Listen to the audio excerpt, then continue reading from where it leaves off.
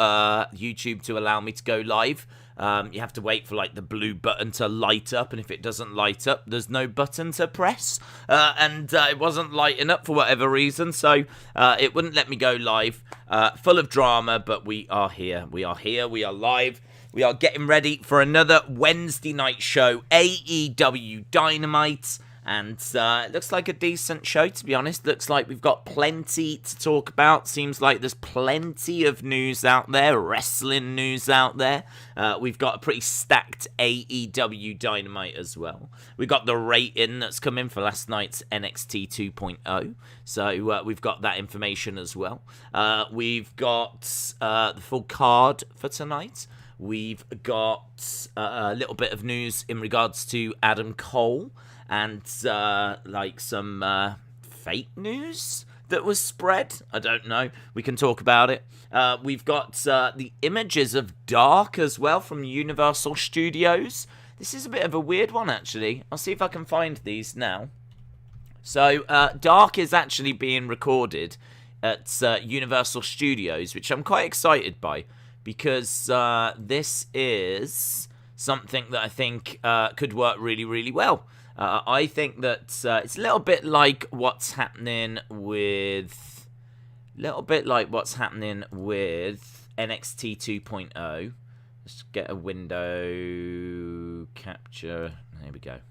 I'll show the images that I've got here. Is boom. So as you can see, I've got Harley. I've got CCSY2. This is my notifications. This is hopefully this is going to load up and you'll see it. Boom. A little bit big. Let's see if we can scale this down. This is images of the new Universal Studios set. I think they're here. I don't know if they're here like permanently or if it's like a series of tape-ins and they've just decorated this out for a bit. I don't actually know what the arrangement is, but I know they're there for a while. They're not just here for this one-off show. So this is Dark in its own kind of new space, which I kind of like. I mean, I'm getting a little bit of NXT 2.0. Not going to lie, definitely getting those vibes. Here's another image of... I mean, look at that. Again, kind of getting NXT 2.0, like there's about 7 rows. It's pretty empty. There's not many screens or things. Like the focus tends to be on the ring. Yeah, I mean NXT, you've got a white canvas with white ropes. AEW got a white canvas with black ropes. So I mean it's sort of similar. So I like it. I'm not against it. I think this is, as I said, very similar to what we saw last night with NXT 2.0. And I've said before, I would kind of like Dark, Elevation to kind of be just the up-and-comers. I don't mind you putting superstars in there to give it a little bit of star power. Maybe have a couple of people in like the main event spots or whatever. But I'd like to see a championship, like I think it was Jim Gore actually that came up with the idea or mentioned the idea for like an AEW Dark Championship or Elevation Championship, whatever you want to call it. And I kind of like that idea. I like the idea of like them having a belt for the next generation. Do you know what I mean? Like an NXT title, they're developmental. Like this is the person to keep an eye on. This is the person we think is going to be the next big thing. I think that could be really, really cool. So I like it. Yeah, I'm down for it. We'll see. We'll see what comes of it. We'll see how that plays out.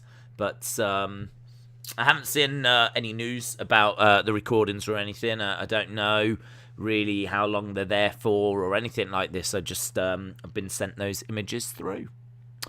Yes, there's quite a bit tonight. I can see people talking about what we've got in store. Big shout out to everyone joining us. But Spark said it looks like the old NXT. That's a good shout. Yeah, a bit like Full Sail. Getting Full Sail vibes. Let's pop the chat out and we'll jump in. Daniel says Dan Lambert has brought JDS Arlovsky, Paige Van Zant, and her husband, who is from Bellator, to AEW as well as two-time gold medalist and PFL fighter Kayla Harrison. She is an absolute monster and is UFC bound. What, he's brought them tonight? Tonight. We are going to see Dan Lambert tonight because he is the person that's in charge of American Top Team. And he's the guy that's been bringing in all these UFC fighters. He's actually got a challenge. I don't know if he's issuing a challenge again tonight. He's been issuing challenges, hasn't he? So I don't know if that's what he's doing tonight or what the. Yeah, I don't know. I don't quite know what he's going to do, if it's just another challenge. Hopefully someone's going to answer this challenge eventually. That's what I'm hoping for, that someone's going to eventually answer the challenges, and we're actually going to get something paying off from this, which I'm sure we will. But I'm very much at the point now where I'd like it to be this week, please. So Dan Lambert is going to be there, bringing more MMA stars, and obviously he's got Ethan Page and Scorpio Sky, and it's going to be involving them. So I like his promos. I'm just waiting for it to go somewhere. So as I said, hopefully that'll be this week. I can see Matthew Pebbody. Shout out to you. I don't know if you're around here or if he's over on Fight TV, but I can see him over on Fight TV. Days, missed NXT and Raw, but I did catch up with NXT, and I'm excited for Dynamite. Moldy Spoon said, I miss Bray Wyatt. It's strange not seeing him weekly. He did send a tweet out earlier, didn't he? Which I think got a bit of buzz, saying that he would be seeing people soon. And a revenge is a confession of pain. So, yeah, I mean, I don't think that's too surprising. I think we're all expecting him in AEW, or maybe Impact. I don't think. I think AEW's got to be most likely, and I think they'd be interested in him. But just be interested to see how he's going to fit in with like the AEW crowd, because obviously we've brought in CM Punk, we've brought in Adam Cole, we've brought in Daniel Bryan. They're all very in-ring. They're all very, I mean, they're great promos, but they're going to give you amazing matches as well. I don't know that when you think of Bray Wyatt, you necessarily think of amazing matches. I don't mean that as disrespectful. I'm just saying that his work is a lot more kind of character-based and building up, like, vignettes and fun houses and fiends and, great promos for people to read into. I don't know that he really makes you think about 5-star classic matches. Not in the same way as like a Daniel Bryan or a CM Punk. But yeah, I mean, there's you're going to need a little bit of everything, aren't you? So yeah, it's just going to be interesting to see how he would fit into the AEW world. But he would fit in. He could definitely make it work. So be interesting. See how it goes. Hodge Burn It Down says, but how are you? I always look forward to the AEW shows. The only WWE show I look forward to is SmackDown. NXT was garbage now, says Hodge Burn It Down. Shout out to you, bud. Yeah, well, AEW tonight. So you can look forward to. In fact, let me tell you what you can look forward to. We've got Darby Allin taking on Shawn Spears. We've got Layla Hirsch taking on Jade Cargill. That'll be good. Looking forward to that. I mean, Darby Allin, Shawn Spears will be all right, but I gotta tell you, I'm just not feeling Shawn Spears anymore. I used to be quite into Ty Dillinger, and I remember when Ty Dillinger was in NXT, and I was like really into him, and then he got called up to the main roster, and I was really pleased for him, and then they did nothing with him. Then he went to AEW, and I was like, okay, this is cool, giving him a chance. But honestly, this character has just been awful. Like, it's the chairman, and I don't know, it's just not been fun or interesting, or just not feeling it. So I kind of want them to do something different with Shawn Spears. Like, the chairman thing, it doesn't really work. Like, I think that if you're gonna be the chairman, like, I don't know how far you can go with the chairman kind of a vibe. Like, I just don't think we see. I don't think he's dark enough or manic enough, or I don't think he goes far enough with it, to be honest. It's kind of interesting. We've never spoke about Sean Spears, but when I think of like the chairman, I think of someone that's like a little bit unhinged. If you was to draw a comic book, a graphic novel, and you had a character called the chairman, like, I think you would probably either go for like a power mad, power hungry kind of Vince McMahon role, right, the chairman, or you would go with someone that, loves chairs and hits themselves over the head with a chair and loves the taste of their own blood, a bit like Moxley.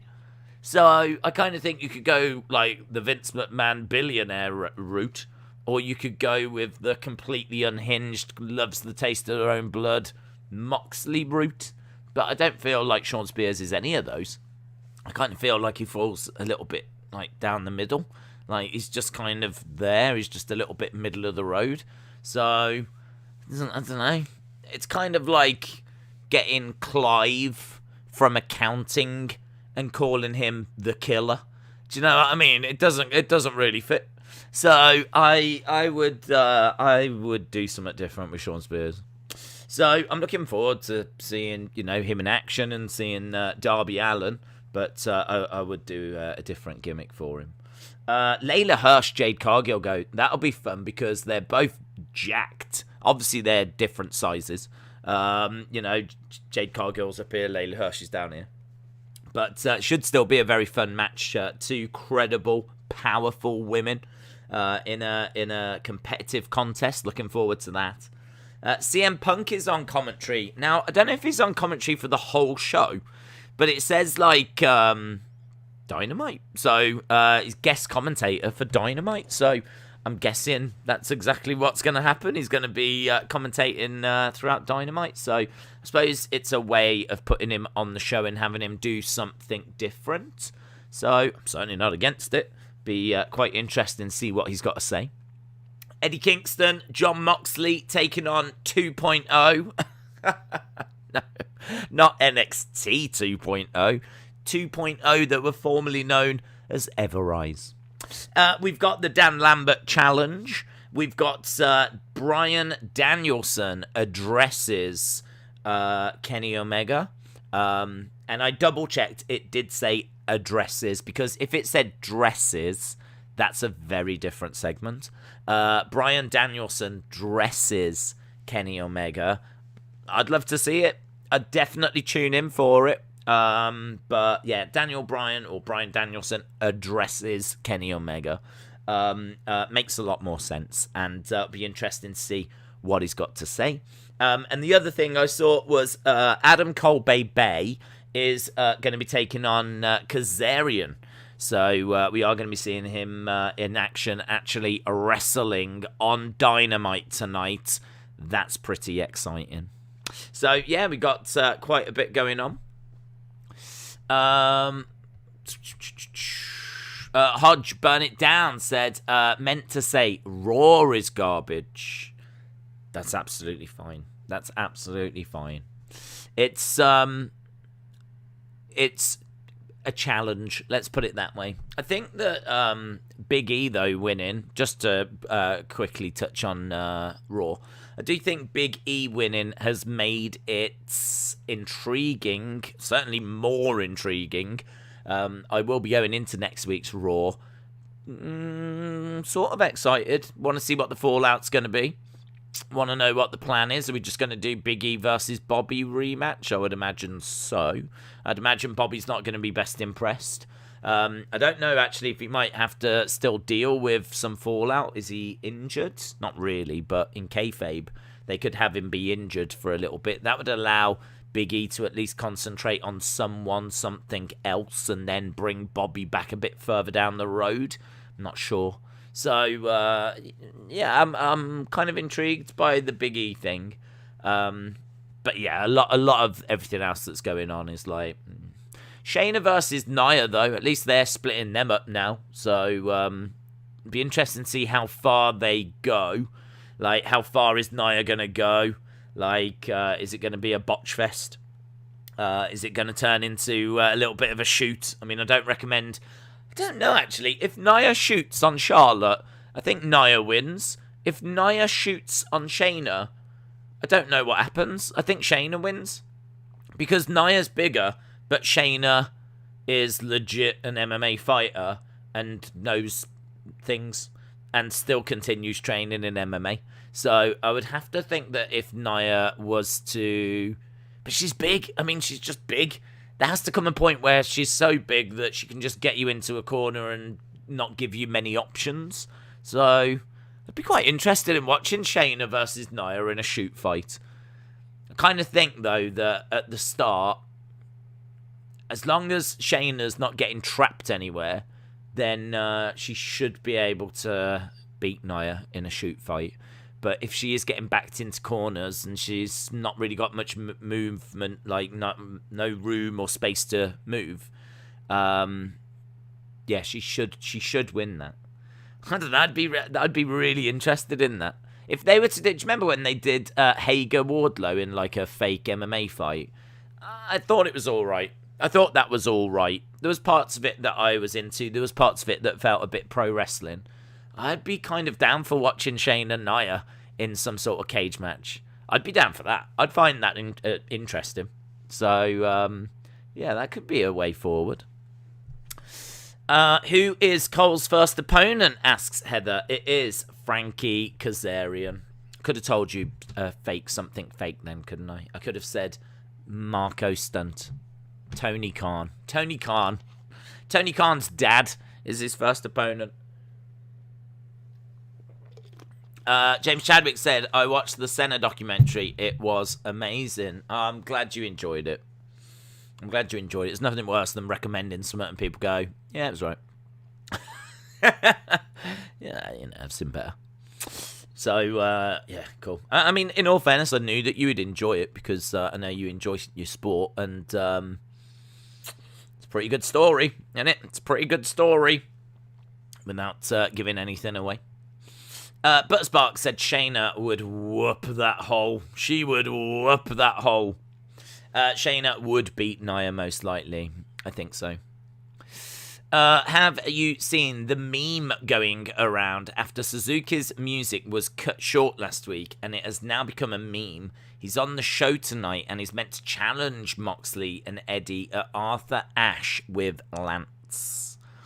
I have seen the meme. So his entrance music was cut short, and although the only thing is, I don't think he didn't make a big deal out of it, did he? I don't remember it being a thing during the show that like he was upset or anything like this. So I don't quite know how it started. I've seen the meme.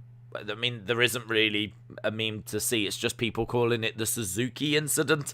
So everyone on Twitter is talking about the Suzuki Incident, and there's, I suppose, memes being created of different wrestlers giving fake quotes. Vince McMahon giving a fake quote about the Suzuki Incident. And the Suzuki Incident became like a little, well, I say little, it was quite a big meme. But yeah, I mean, I don't quite know how it started because it wasn't really something that we were talking about last week or I saw anyone talking about last week. It's just something that seems to have played out on Twitter, on social media.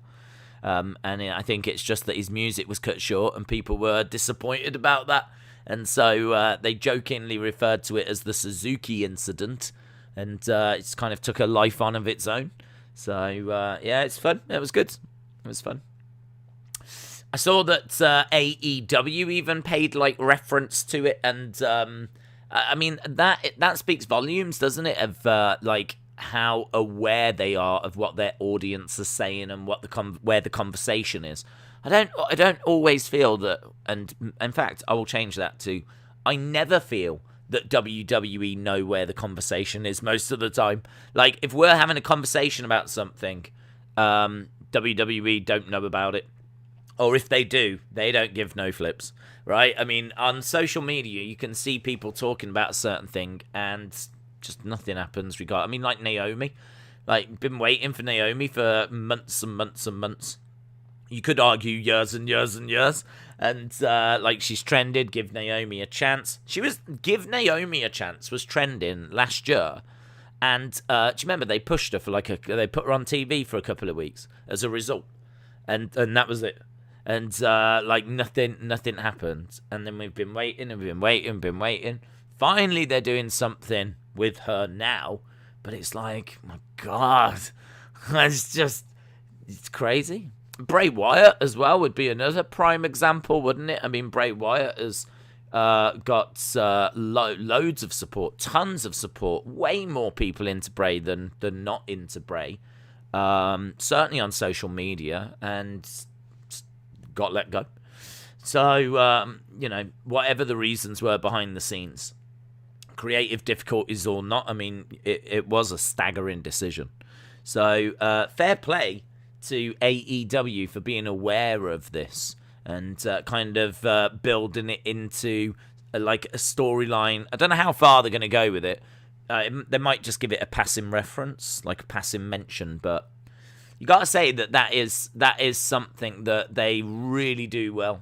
That is something they really do well. You can be an AEW fan talking to other AEW fans about the Suzuka Incident, making a thing out of it, and then before you know it, AEW are doing something with that, and that's really cool. It just makes you feel like your opinions count. It makes you feel that what you're talking about matters and is valued because the company see it and they want to join in on it as well.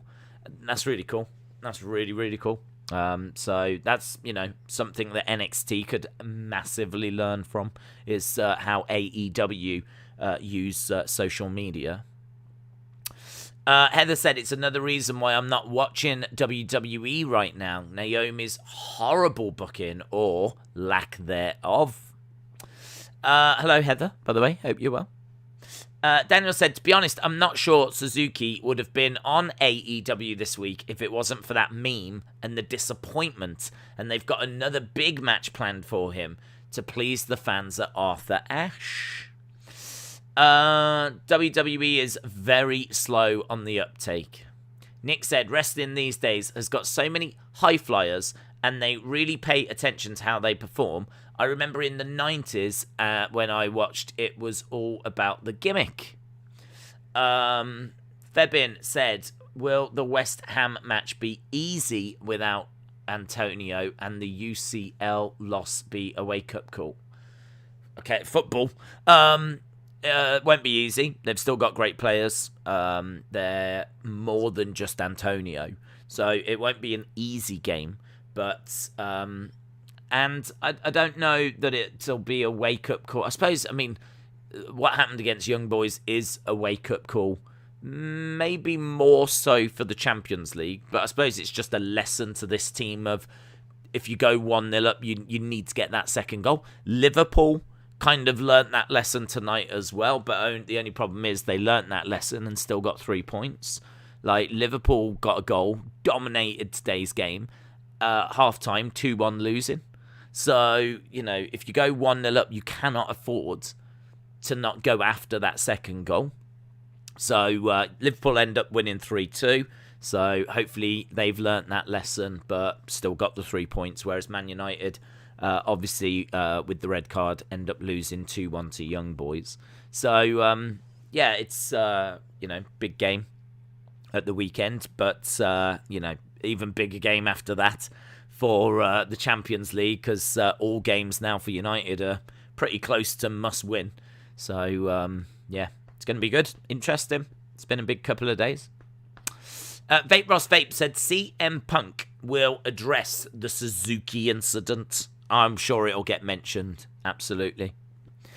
CCSYT said, can we give Elevation a chance? No. There's no point. We've gone back and forth on this, CCSYT. We've gone back and forth on it. I don't think that it's worth doing because of the fact that it's just match. There's no storylines. There's no championships. It's not its own promotion. It's just a way of getting people some screen time. People that they've got hopes for, they can give matches to, but they can end up losing them, and then like you might not see them for a little while. And if it was its own promotion and had its own roster and its own belts, and you could like invest into it, and there were storylines and all of that kind of stuff, then I'd be on board with it. But it kind of it's a bit like 205 Live. It's a bit like Main Event. It's like those kind of shows, more Main Event really, where you don't really know who you're going to see on any given week. There's not really any storylines that connect them. Nothing really plays into Dynamite. You can make arguments that there's, well, if people do well, they can get called over to Dynamite. But honestly, at that point, you might as well just watch them then. It's not like they have like long stories and all this kind of stuff. So if it was its own promotion with its own titles and all of that kind of stuff, then I'd be on board. And I'd go out my way to watch it. But I have to admit, I've never seen a second of Elevation. I've watched half a Dark. Maybe not even that, actually. I don't feel like I'm missing anything. So I don't mean that as any disrespect to those shows, because I know that people watch them and I'm sure people enjoy them.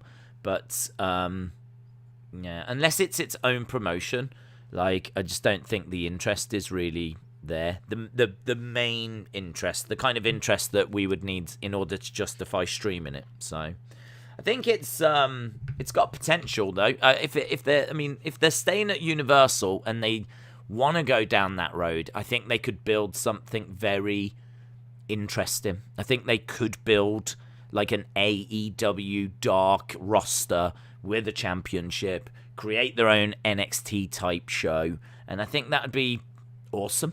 I think that'd be a really positive step forward. I would hope that they would do that, because I think you could really generate some buzz for some of these people, and get some more exposure on them. I would definitely be more inclined to watch then. And I don't think I would be alone. I think there'd be others as well that would start tuning in then if you had like an AEW NXT. So, but until it gets to that point, not feeling it. Harley said, I wonder how many people sit down and watch 205. Do you know what? I can't even believe it's still going. Honestly, I can't even believe it's still going. They need to kill that show. What is that show for now? What is the purpose of that show? Like, at least before, that show used to have its own championship in the Cruiserweight Championship. That's the show that the Cruiserweight Championship was defended on. You don't get that now? Like, it's gone. I don't know. Who is the Cruiserweight Champion? I think it's Kushida, isn't it? So, Kushida's on NXT. So, I don't even know what that show is anymore. I don't know its purpose. I don't know why they're keeping it alive. In fact, I thought there's every chance they would have bumped it off by now. I probably need to tune in and watch it. I know Jim Gore was a fan. Jim's around. So I know that Jim was a fan. But, and you got, good wrestling match after good wrestling match after good wrestling match. But I don't know it. I don't know the purpose of it anymore. I don't know why it's a thing. James Chadwick said, haven't 205 only got 5 wrestlers on it now? I think that's what it stands for. I think 205 stands for 2 or 5. They've got 2 or 5 wrestlers left. They're not sure. 2 or 5. It depends if you count tag teams or not. 2 or 5. It's there was a point where 205 after a while did legit only have a handful of people. I think they've probably dipped into, what we've got on the AEW roster, the NXT roster. Probably dipped into that now to kind of replenish it, but I legit don't even know what it is. I don't even know what it is. Unless it's like, so I don't even know. 205, I'm guessing it's still just the smaller guys, is it? I don't know. The WWE champion Big E was interviewed on The Bump this morning with the SmackDown Women's champion Becky Lynch and the NXT champion Raquel Gonzalez. Kenny said Odyssey Jones was just on 205 Live. Wow. I mean, I've heard about lying on your CV, but that really is taking things to a whole different level, isn't it? And you're definitely 204, yeah? It says here you're 204. Yeah. Okay, well, I mean, someone of your size, but yeah, brilliant. See you on Monday. Have you seen the Mighty Mouse has a fight on December 5th in one championship against a Muay Thai fighter? In one, there are 4 rounds, not 2. MMA, the other 2 are Muay Thai. No, haven't seen that. That'll be interesting. I was enjoying watching one, actually. We were doing that because it was on after AEW. I don't know if that finished or what happened with that, but we went a good 4 or 5 weeks where we was watching AEW, and then we would switch over to YouTube and we would watch one championship, and it was quite good. It was quite good. It was an hour, couple of fights, and it was enjoyable. So I do. It's a shame that they don't. Well, I say they don't do that. They went through a spell of a good few weeks where it wasn't on, and that was enough for me to fall out of the routine. So yeah, I'd have to keep an eye out for that. Austin said, "Let's get a Moss on 205 Live." Are you sure you're 205? Yes, boss. Okay, well, we'll probably put you in a tag team with Odyssey Jones then, if that's all right. We'll call you the Unbelievable 410, because no one's going to believe that your combined weight is 410. But, yeah, it's good having you on board, bud.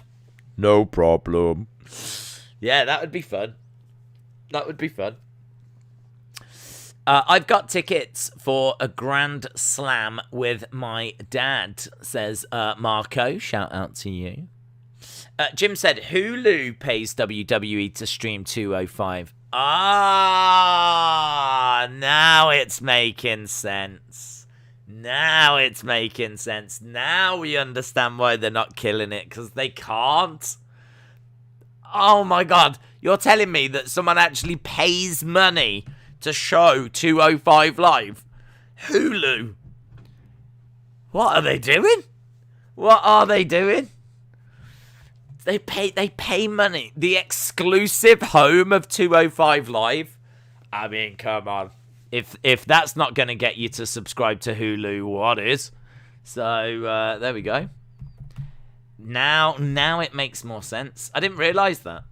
I didn't realise that it was shown on Hulu.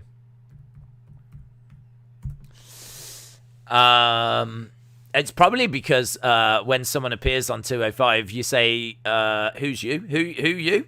Who you? Who you? Because it's just a load of people that we've never heard of now. The Great Khali for 205. It would fit. If Odyssey Jones can get on. If Odyssey Jones can get up onto 205 Live. I think they had to stop due to COVID, but the December 5th card looks massive with them specific rules set for the Mighty Mouse fight. Yeah, that's interesting. I love watching wrestling, but I draw the line at 205 Live. I've never seen it. No way. No, dude, you watch like 15 shows, and you're telling me you don't watch 205 Live? That's mental. I thought you watched everything. I didn't think you slept. Someone spends money for that show. Indeed.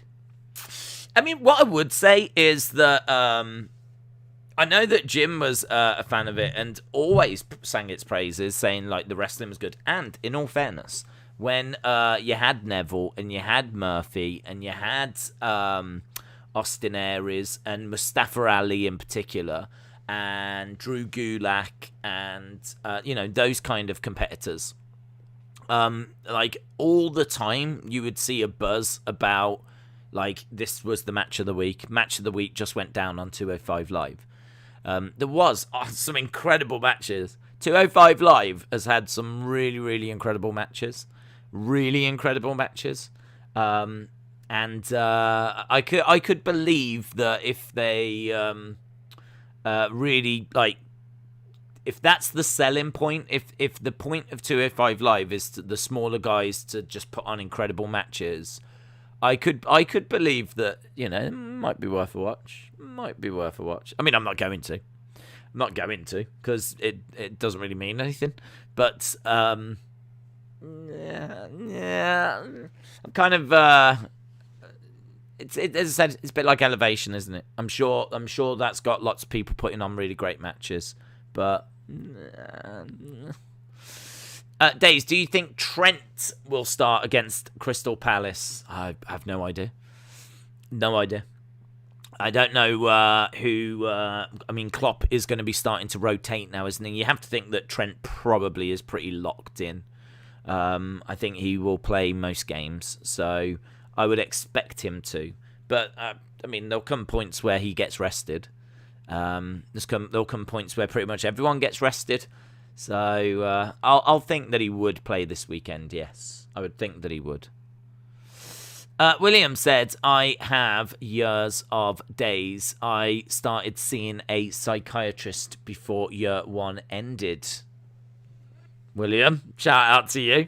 Another William comment that doesn't make any sense to me whatsoever. But shout out to William. Days, used to watch 205 and I stopped last year, says Johnny. Harley says, do you remember when the Cruiserweight title matches were on WWE pay-per-views? Yes, indeed. Dan Lambert's just a Jim Cornette parody, says Erectile Dysfunction. 205 was good, but they never grew it as a brand. The superstars kept getting moved to the main roster at the expense of the brand. Do you know, it's funny, actually, that you should say that, because I can't remember what stream it was, but we were talking about how crazy it is if you think about what that roster would have looked like had they have kept everyone. Because they had Neville on there, they had Enzo, and I know Enzo splits opinion, but he can talk. He can definitely talk, even if he might not do it when the bell sounds. You could do some stuff with Enzo. I mean, they put him with Big Cass and they got over massively. So, you know, you could definitely do something there. You had Austin Aries, of course, on 205 as well. You had Mustafa Ali, Drew Gulak. Like, you know, you go down the list. Obviously now Kushida, Santos Escobar, they've all been Cruiserweight champions. Jordan Devlin. Like, you could have, if people hadn't have kept leaving, I think the problem was that it was pushed to one side. So it was kind of pushed to the side and, like, no one wanted to really be a part of it. I think if you was up and coming, you was quite happy to go there, you know. But if you were someone like Neville, who'd been around on the main roster, you'd already gone through NXT, gone to the main roster, and now you're being pushed over to 205, like... No, that wasn't going to fly for Neville.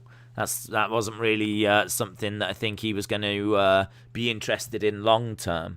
But I could see that they were doing something with it. I mean, yeah, they were using it on Raw. It had like weekly segments on Raw. It had its own show. It had its own belt. They were using it on big pay-per-views. Like, you've got to kind of applaud what they were doing, in all fairness. It's a real shame that it just did not take off, because you would look at a lot of what they were doing and go, yeah, that is what we want. Like, I want a good, vibrant Cruiserweight division. And they tried to give us exactly that. And you know, it didn't work.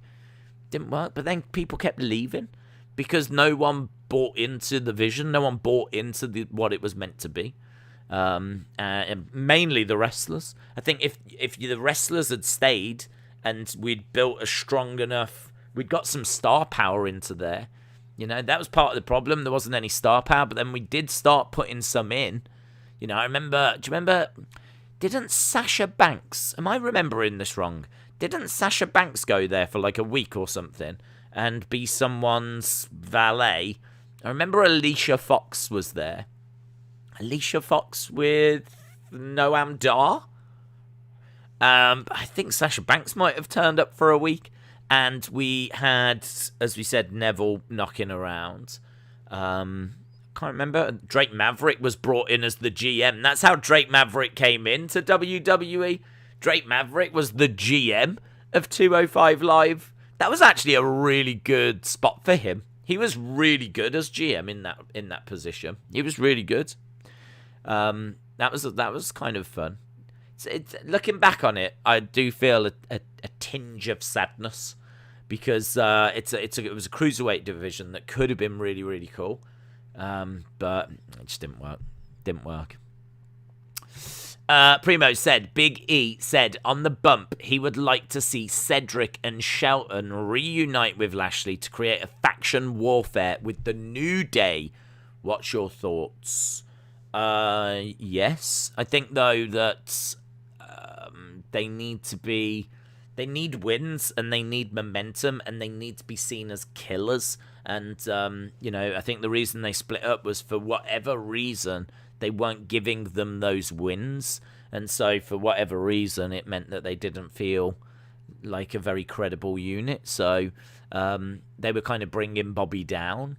So you can put them back together, but if you do put them back together, it's going to take a bit of explaining, and you're also going to have to give them the wins they need.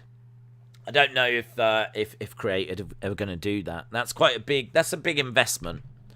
I don't know that you can put them back together and just put them straight into a feud with the New Day, because I would expect the New Day to win that. So, quite comfortably. So, I think you kind of need to bring them together and have them win against some other teams first and then build towards something with the New Day. But there's not really any time now, is there? Because Big E's got the belt and, that war needs to happen, really. So, I don't know. I don't know that that's going to be possible. I think this is something that we should have prepared for and been working towards already. Big E getting the title would be the piece that kind of ignites it all. But really, if we was going to tell that story, they should have got back with Bobby ages ago, been getting wins, beating teams, looking unstoppable. Now Big E cashes in, and now we're heading towards New Day versus Hurt Business, and that was the spark that lit the whole thing off. So if booking it now, you're kind of booking it backwards. You're kind of doing the final thing first. So tricky that one. Dat King said, how's it going? After all the garbage I've seen on the past few days on Twitter, it's going to be good to see some actual wrestling.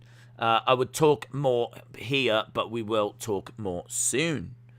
Dat King is going to be guest host on the Wrestling Escape Pod, so that's going to be, I think we can all agree, a very interesting show.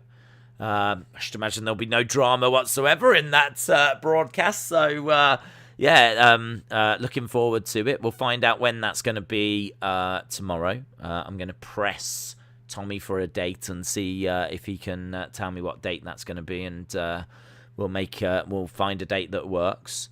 And I'm sure everyone is thrilled and over the moon with all the wonderful potential for that episode of the Wrestling Escape Pod. Days, what do you think Jim Cornette has got to say about the new NXT? I would imagine there's bits he liked. I would imagine there's bits he didn't like. I would imagine overall his reaction would be, yeah. I don't think he would hate it, but I don't think he would love it. I think he'd be, yeah. I mean, Jim Cornette is someone that loves wrestling.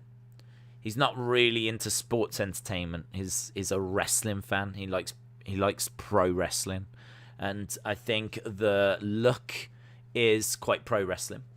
It's kind of stripped back from what we were, chain link fence and plexiglass and all this kind of stuff. We've pulled back from that. I mean, really, it's an entrance. It's a ring.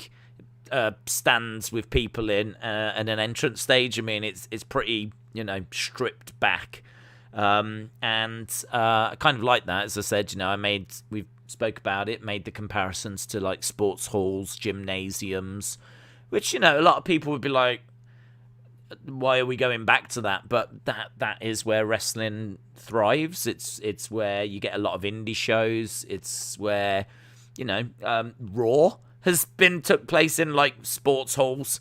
If you go back to like some of the Raws from like '95, you can actually see like the basketball hoops as they've gone into like these different spaces. They weren't always in just arenas. So, wrestling going back all the way through its, NWA and everything, all the different territories. You've had wrestling coming from lots of different spaces. So it's never been like exclusively in arenas. It's just what people are used to now with like Raw and SmackDown and everything. But no, it's I like the fact that we're going back to that. It's going back to its roots. I like it. And we're seeing something similar with AEW Dark and the images coming out from that. That's kind of got a smaller, stripped back, more personal feel to it as well. So I really like that. I mean, I love NWA Power and studio wrestling, where it's kind of done in a TV studio. I like that feel. I like that an intimate feel. So, yeah, I think he would like that. I think he would like people like the Creed brothers. I think Ivy Nile looks amazing. So, we were introduced to her in Diamond Mine. I think he'd be into that. Bron Breakker. How can you not like Bron Breakker? I know people wish he would had the Steiner name, of course, but amazing. Loving what we've got there. So, you definitely look at those elements and you go, yeah, this is wrestling. But then you look at the wedding segment and you go, that was definitely hit and miss. I mean, that was definitely hit and miss. There was stuff in there that people would enjoy. There'd be stuff in there that people might roll their eyes at. Something like that is very sports entertainment, and that's the kind of thing that I'd imagine Jim Cornette would lay into. I think he might also lay into some of the matches. Some of the matches were a bit short, didn't really do anything. There wasn't really, it was just a bit, they were just there. They just happened, but they're not, didn't really get you, nothing really grabbed you. The women's tag match was all right. Got a This Is Awesome chant, which I didn't think we were anywhere near that level. Main event was about 10 minutes long, and I thought it was all right again, but again, didn't blow your mind. That's the area that you want to see it strengthen, really. So, yeah, I think overall you would go, yeah. I think that will be his reaction. But I don't think it will be horror. But it won't be universal praise either. So, yeah, we'll see. It'll be interesting. I'll be interested to see what he's got to say about it. Jonathan, shout out to you. Lovely pair. Jonathan, you've got a lovely pair there with a mic drop. Your lovely pair is delivering a mic drop. So, shout out to you, Jonathan. Hope you are well. Shout out to everyone that's joining us. I know we've spoke a lot about lots of different promotions. 205 Live, amazingly. When we started this stream, I wasn't expecting a good 20-odd minutes on 205 Live, but you go where the conversation goes. Yeah, we are 6 minutes away from AEW Dynamite starting. And as we said, it looks like a good show. I think the card actually looks quite intriguing, and I'm quite interested in Layla Hirsch, Jade Cargill. I think that match has grabbed my attention. I think Bryan Danielson's segment should be interesting as well. Adam Cole competing.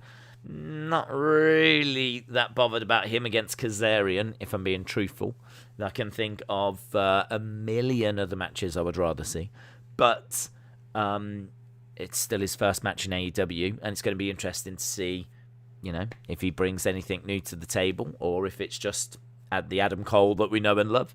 I'd imagine it's going to be that, to be honest. And Darby Allin, as we said, there's some stuff here.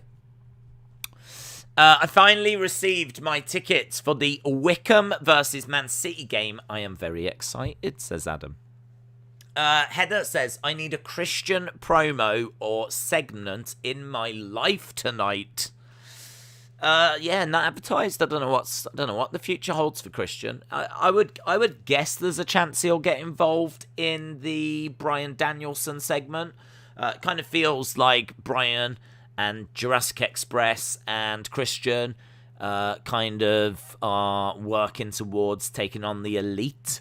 So I think there's a good chance that we do see something from Christian there. That would be my guess. Daniel says, the internet is very split on should it be to face Kenny at Full Gear, Bryan versus Kenny, or Hangman versus Kenny. I would go with Bryan and Kenny at Full Gear, just because I think that's where we are right now. That's what we're building towards.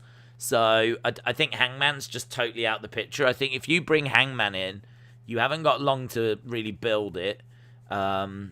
So I think I'd be more tempted to just pull the trigger. I mean, it'd be a bit strange now, what with Bryan talking to Omega and like being invading and interrupting. That's the word. Interrupting the Elite at All Out, and then like we don't get him against Omega. So I just think this. They're on a collision course, and I think they're going to collide, and we might as well just do it. There's always ways out of situations, you know. If you don't want to put the title on Daniel, then just have him win by count out or something like this. How will women's wrestling thrive in AEW when Warner Media only wants one women's match on Dynamite? Is this true? WWE, I haven't heard this. WWE Entertainment. I've not seen this. If this is like a report that's come out that Warner Media only want one women's match. Do they oversee TNT? Are they would they have a say in that? Would they have a say? I mean, man, they must be very involved in like the breakdown of the whole show and all of this, and then it must be that the women's, unless they're like just got something against women's wrestling, which I would be very surprised. Why would anyone care? Why would anyone in Warner Media have an issue with women's wrestling? Don't know. Unless, like, I don't know. Do they think it's not a good look, women fighting each other? Because if so, I would say the 1980s are calling and they want their opinions back. I don't know. It's a bit weird. I haven't heard that. Max says, no way that's true. McLean says, wow, we back in the 90s. Oh, I hope so. 90s, it was a good decade, in all fairness. It wasn't it? It was good. It was good. Friends. Do you know what I mean? That was on TV. You had some great movies. Saved by the Bell. Amazing. Yeah, I could quite happily go back to the 90s. Raw needs, to answer your question, they do need to book more women's matches on Dynamite. I think only having like a one segment or whatever is you know gonna hurt it. I mean, you do one segment there, one segment on Rampage. It's not really enough exposure. You can't really build characters and get people over and all that kind of stuff. So tricky. I mean, they've obviously got social media that they use very well, being the Elites, Dark, Elevation, all of that. But to get it out to their biggest audience possible, then yeah, you need really more than one match. You could maybe do promos and things, but that's only going to get you so far. Yeah, I think that's an area that they need to work on a little bit. But I think with Ruby Soho coming in, I think, you know, you've obviously got Britt Baker as champ, which is amazing. You've got Ruby Soho coming in. That's a big boost. So I kind of feel that we're in probably as good a place as we've ever been with the women's division. Yeah, we'll see what they do going forward. Khabib doesn't like ring girls, but I think that's a religion thing. Yeah, I don't think that's got anything to do with them fighting. He didn't speak out against the women fighters. I think he was talking more about what's the purpose of them. Like, it could be a religious thing about how, like, you know, they're scantily clad. Like, they don't wear many clothes. I think out of respect, one of them, I saw a picture of one of them, like, when he came, putting a jacket over and kind of covering herself up. So, I don't think there's a single person in the world that uses the ring girls. Anyway, imagine your whole job, you're going to get made redundant by a graphic. So, yeah, that's pretty wild, isn't it? It's pretty wild. I must admit, I don't see it. I don't see why the need for it. Don't worry. Don't you worry. We've got a little bit of lag because whenever I turn on this laptop, it uses the same internet, so I have to just switch to a different internet. So that's why we had a little bit of drama. Right, let's start this. We're a little bit late on things here, chatting away. CM Punk. Cream bar is here. Boom. We're back. $16 for a CM Punk ice cream bar. Yeah, there was some lag. That's just because I turned on AEW, and so it started to use the same internet bandwidth as what we're streaming on. And it didn't like it, guys. Didn't like it. Here's, so CM Punk making his way down. There's a sign that says AEFNW. There's someone dressed as the American Dream, baby. America Dream. Gonna do hard times, baby. We're gonna do hard times. Yeah, American Dream. That's pretty cool. Interesting how that person decided to go with polka dot era Dusty rather than like NWA Dusty, cowboy hat, like denim shirt Dusty. I waited 540 days for AEW. I would be wearing a mask if I was at AEW. He's just a common man. Brilliant. That guy's outfit was amazing. This is something, right? Sorry to bring it back to NXT, but this is something that I think I'd love to see them do for the NXT crowd.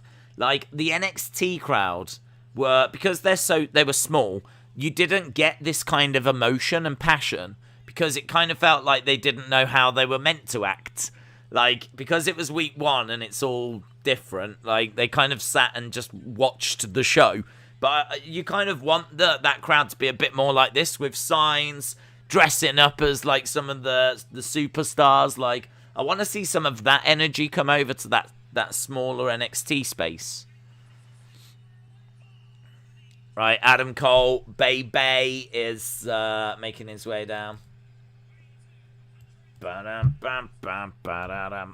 got a leather jacket on, black and white seems to be his color scheme that he's got here.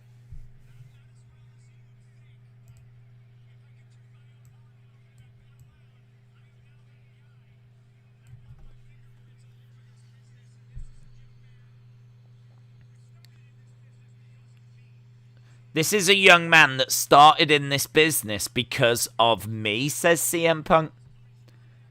Adam Cole versus CM Punk, man. Oh, amazing. Not sure about that jacket, to be honest. It looks a bit big. Perhaps he'll grow into it. We've got Bay signs being held up. Adam Cole, Bay. Switchblade. Shout out to you. Brony said, that's how you can tell if you're really good, when the fans cheer and you're the heel. That needs to happen. Sean Ross Sapp has confirmed there was no plans. Yeah, we didn't even talk about that, did we? So apparently Adam Cole has said that he didn't hear anything about him being a manager. So now everyone's like, what? So all of that was just fake. All this news that's been out and about that's caused all this heartache turned out to not be true anyway. So yeah, I don't know. It seems like that story was a bit. I don't know if it was fabricated. Because I don't know where it started anyway. But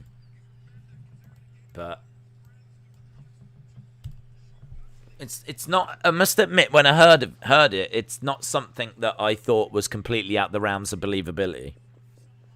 I could believe that that's what they had planned for him. So, but yeah, apparently Adam Cole came out and said he didn't hear that. The plans for him to be a manager. Yeah, that loud Adam Cole chants here, you know. You can get a Adam Cole card, limited Adam Cole card. You can't get that CM Punk card anymore, but I didn't bother in the end because I think it was an E card. What am I meant to do with an E card? If it was a proper card, then I'm willing to have a conversation. But I think it was like an online E card, and I don't need that in my life. Is Adam Cole an independent heel or an Elite member? Because I think he joined the Elite. Yeah, I think he's part of the Elite. I think he's with those guys. So, yeah, no, I don't think he's out on his own at all. So, I do see him as being in the Elite. His trunks are, as we said, white and black. I think they've got like the two hands on the back with the finger gesture, the finger pointing that he does when he gets the Bay. And I think it says Bay on the back as well. It's got lightning on the sides in white. There's a bit of detail on there. Come on, Kaz, put him over. Oh, I'm sure he will. I'm sure he will. It'd be quite the surprise if Kazarian wins this. Adam Cole gets back into the ring and bows to the AEW crowd that applaud back. They certainly are enjoying what they're seeing so far. Leg drop to the back of the head by Kazarian. Cole is on cloud 9. He definitely seems to be enjoying himself, yeah. You do get the card in real form. Oh, don't tell me this. I was trying to figure out the CM Punk one. I wanted to get it, and then when I looked, it was like you had to go to the E-Pack place, and I was trying to read and find out what it was, and you needed to buy an E-Pack, but I couldn't see anything about a real card. If you could get a real card, I would have done it. So if you're going to tell me that you got the E-Pack and a real card, I'd be like, oh. Why have they got to make it so complicated? Eh? Me and my friends don't play with E-cards. We like to do swapses with real cards, do you know what I mean? When I go down to the playgrounds, asking kids, have you got a CM Punk? I can swap you a CM Punk. Kids will be doing that, wouldn't they? I'd imagine when the cards come out, there'll be kids out there swapping their AEW cards. Days, is your stream behind us? I have no idea. It could be. Do people forget that Kazarian was in the Bullet Club? I just think people don't care. To be honest. I think this is... Let's turn it up. I've refreshed it, so I'll see if I've caught back up now. This is the Adam Cole loving, isn't it? That's what we've got. What was your Champions League score? But I didn't look, bud. I didn't look. I literally had something to eat and ended up having a little nap so that I was ready for this. It's always good to have a little nap. And yeah, that was it. No time for checking Champions League scores. I'm sure I got one. I'm sure I scored some points. Adam Cole over in the corner. Kazarian charging over. Double knees to the back. And is trying to wrap his leg around. But Adam Cole blocks. Pushes off that middle rope. Two count. Yeah, good super kick. 1, 2. Oh, shoulder up by Kazarian. Shoulder up by Kazarian. So we're already 11 minutes into this show. How did that happen? Suppose we did get the CM Punk entrance, didn't we? And we got a lovely heartwarming moment of him with Dusty Rhodes. Adam Cole climbing up to get ready for Panama. Coming down, trying to do it, couldn't do it. Kazarian has scouted him and slams him down. Off middle rope, nice leg drop by Kazarian. 1, 2, kick out by Adam Cole. I am an IWC nerd and I am proud. Harley said, people are saying great match. It's been all right. Sweet chin music.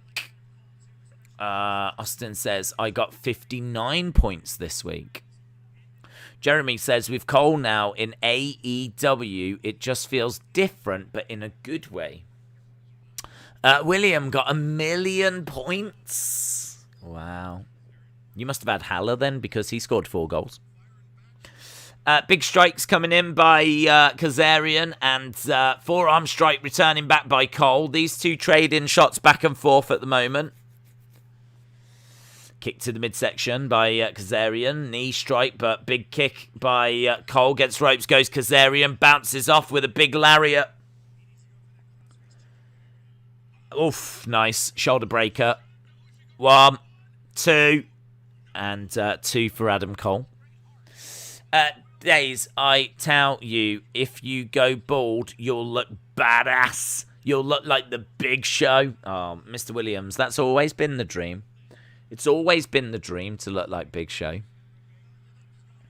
In fact, when I was at school and they said, what do you want to be when you're older? I said Big Show. So, this is awesome chant. I don't know what it is about 2021, but crowds seem to get to this is awesome very, very quick. We had this during like the women's tag match yesterday. This is awesome used to be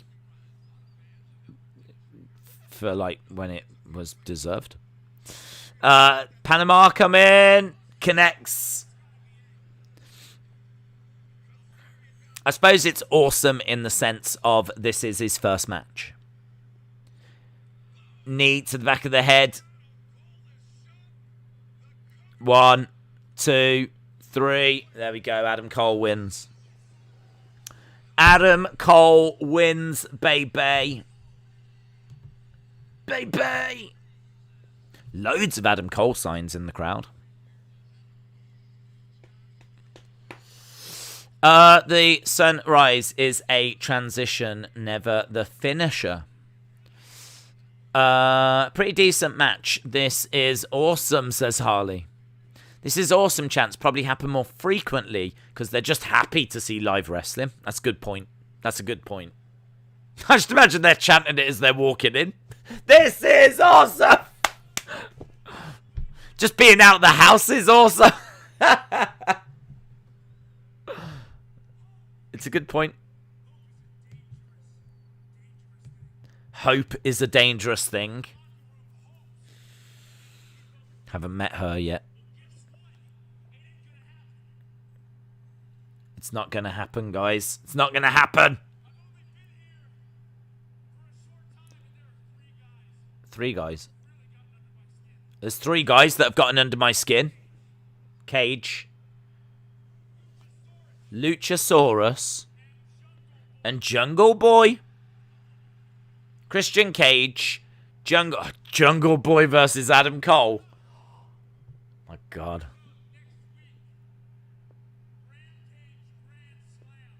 Rampage Grand Slam.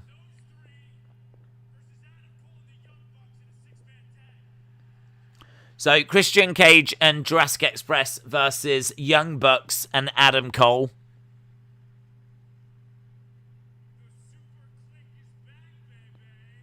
The Super Click is back, baby.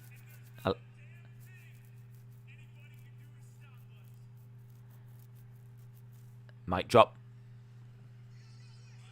So much charisma. So much charisma.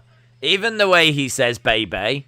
The Super Click is back, baby. And there's not a damn thing anyone can do to stop us. Yeah, man. Comes out. Puts on a decent match. Gives a really good promo.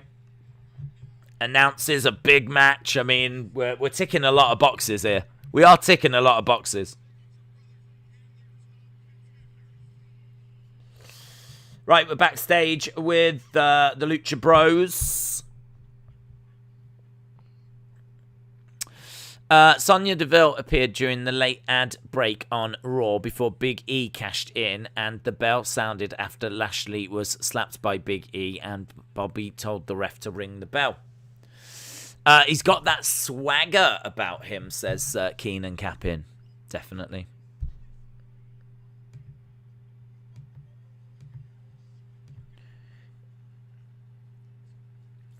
If you want the goal... Oh, what? Butcher and Blade. Butcher and Blade versus the Lucha Bros. Coming up next, we hear from MJF. Coming up next, we will hear from Maxwell Jacob Friedman. Right, we've gone to our first commercial break. Good start. Good start. Really good start. Not anything off with this beginning. Solid match. Good promo. Great seeing CM Punk come down and go on to commentary. I only heard bits of his commentary because obviously I have to have it turned down. But from what I heard, it sounded good, insightful. It's good. Let's hope you don't need to pause the show today. Yes, please. Let's hope. Days, you've got 72 points. You're second. Come on. First has got 91 points. I think I've got the ability as the person that runs that league to kick people out. So my plan is when we get to the final week, anyone that's ahead of me, I'll just boot them out. And then I'll win it. And I think in fairness, that's what people want. I think people just want me to be happy. So I'll go with that plan. So second, that's good, isn't it? That means I only have to kick one person out at the end. That's good. Wouldn't mind MJF bringing Punk up since he's sat at the top of the ramp. Walker Danger says maybe Adam Cole and the Young Bucks will be the first trios. 3 tag team champs. They are having a lot of truly good matches. Tony Khan did say they're coming. That's interesting. Adam Cole is going to blossom in this environment, says Butter Spark. Days, I dare you to do that. Oh, you don't need to, mate. I've got plans to do that. Did you see WWE wanted to make Adam Cole a manager? Well, I did see those reports and we had a conversation about it, but then today it's come out and Adam Cole has said that that was never a conversation that was had with him, so he doesn't know where that's come from. So the plot thickens. Corvid says tonight at Dynamite backstage they're doing the face body scan for Adam Cole's action figure. So that will probably be the outfit and accessory that it comes with. Interesting. Febin said, do you think AEW beats Raw in the demo this week? I mean, I know Raw got 1.67 million viewers, so that suggests that they're likely to be down in the demo because they're down in total viewers. I don't know how that's going to compare to, obviously, what AEW is about to do. I don't know what the competition's like. Obviously, Raw goes up against football. Is AEW going up against football? Is there a reason as to why Dynamite might struggle this week? I know that they're now struggling and going up against Monday Night Football. That's hurt Raw. So if Raw was trailing anyway, and there's a chance here that there's a chance that AEW Dynamite could do it again, yeah?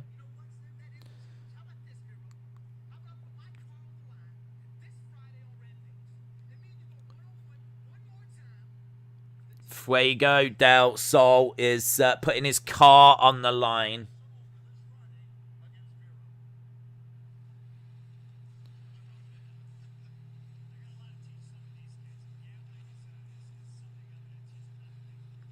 CM Punk says, I need to teach these kids to not gamble. He's just put his car on the line. That strikes me as silly. Here's MJF coming out with Wardlow. MJF and Wardlow.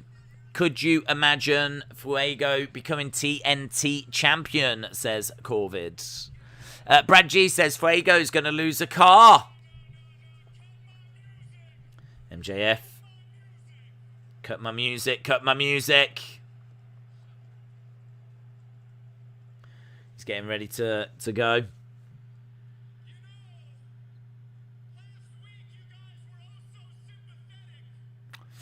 A company called Red Leather, who have made all of AEW belts, put a picture up yesterday previewing a new belt. So Trio's belt could be coming soon. Okay. Days, every time I hear Wardlow, I think of Warlord. Wow. That's no bad thing, is it, in all fairness? He'd look good with that kind of half metal mask thing that went round here.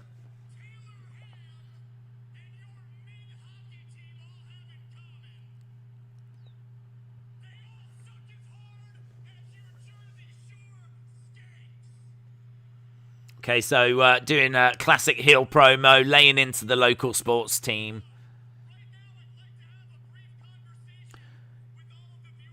He wants to talk to the viewers. Some of my words might have offended you.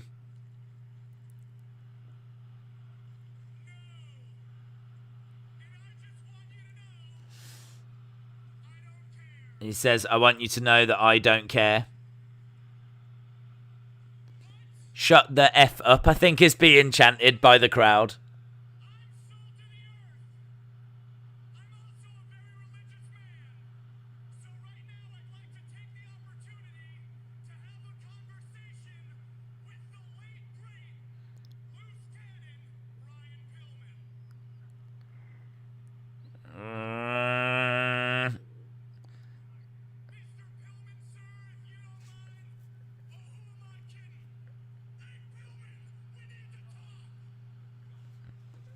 So he said he wants to have a conversation with Pillman. He looks up to the heavens and then says, who am I kidding? And then shouts down to the ground.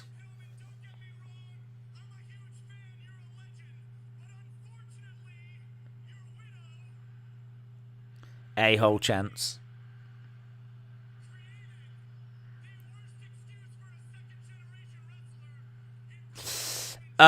He is talking to Brian Pillman.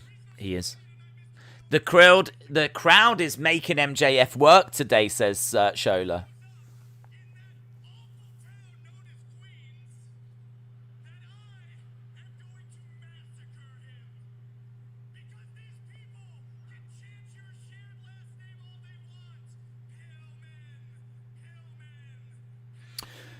He went a little too far, says 1987 big fan.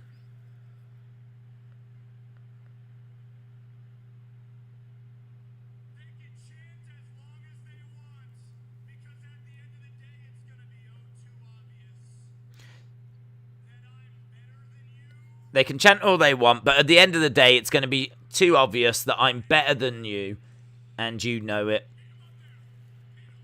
MJF sending Wardlow up the ramp.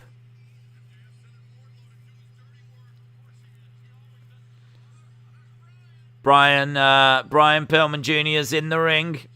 MJF backing over to the corner. Bryan Pillman Jr. with the chair, but Wardlow jumps into the ring, grabs the chair. Pillman Jr. slaps Wardlow. Wardlow's charging at Pillman Jr. He pulls down the top rope. Wardlow goes over the top. Swing of the chair. MJF on the outside with Wardlow. Pillman Jr. in the ring.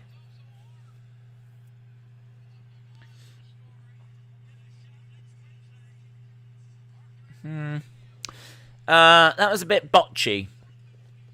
He was worse last week. Yeah, I agree. He was worse. It just went a bit too long for me last week. I don't know that I was like really offended or anything like this, but it just went on a little bit too long. Like, he said some stuff, Pillman came down, but then even with Pillman being there, it kept going. So, but this week, like, I don't know. There's something about it that's just not grabbing me. I really can't put my finger on it. It's pretty standard heel stuff, but I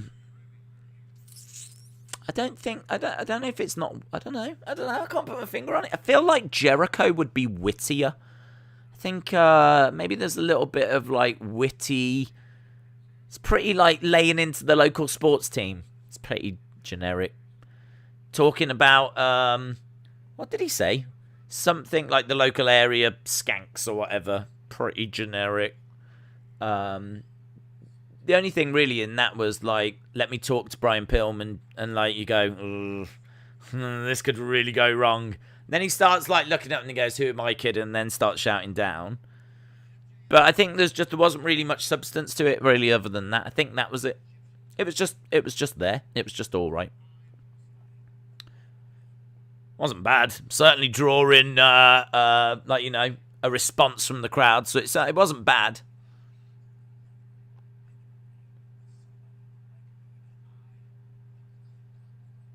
I could understand that what we just saw would upset Brian Pillman Jr. I could understand that. So it definitely builds up their match. I want to see their match. We've actually got a little sit down at the moment with Pillman Jr.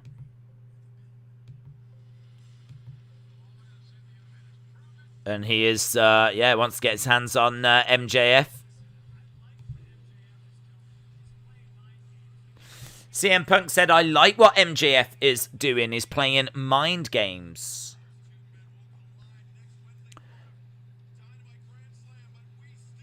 Dynamite Grand Slam next Wednesday. Those two are on a collision course, so we will be seeing that match next Wednesday.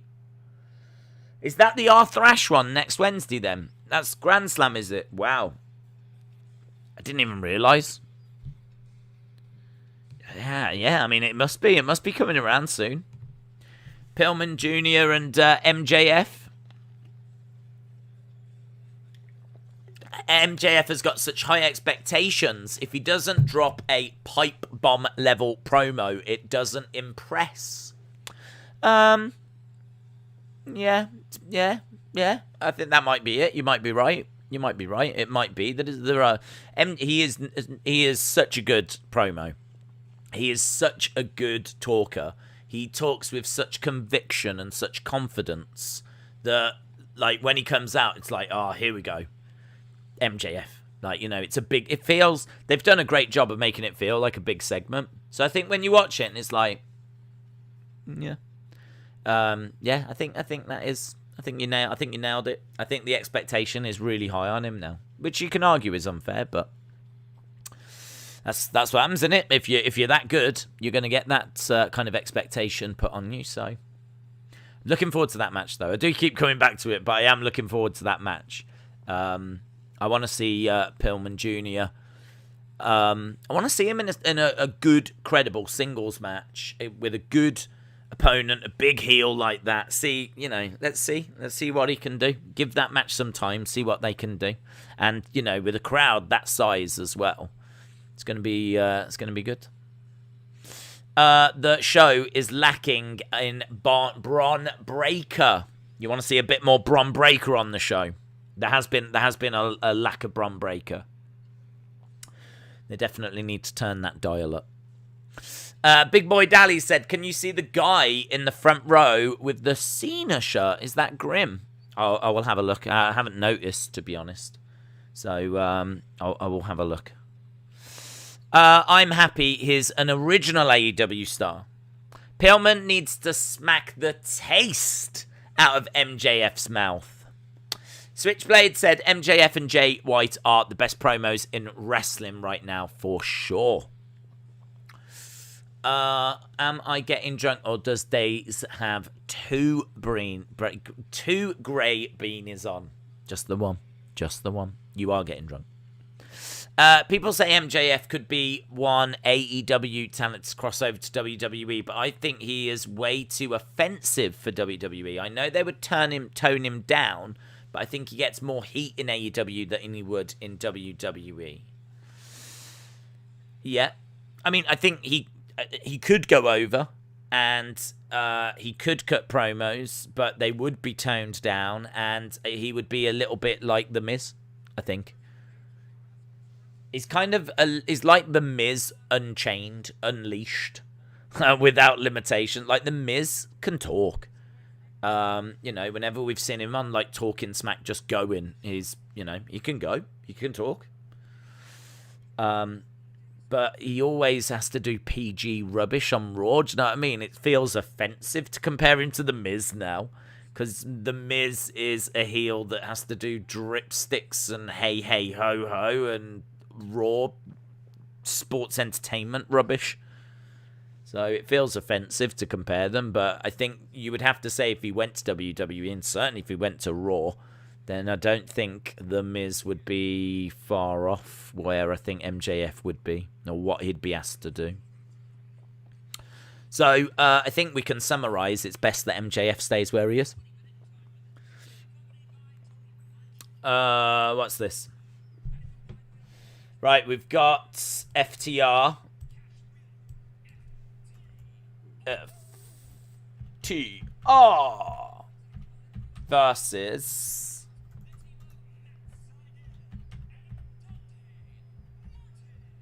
Seidel and Dante Martin. Why have I lost the ability to type?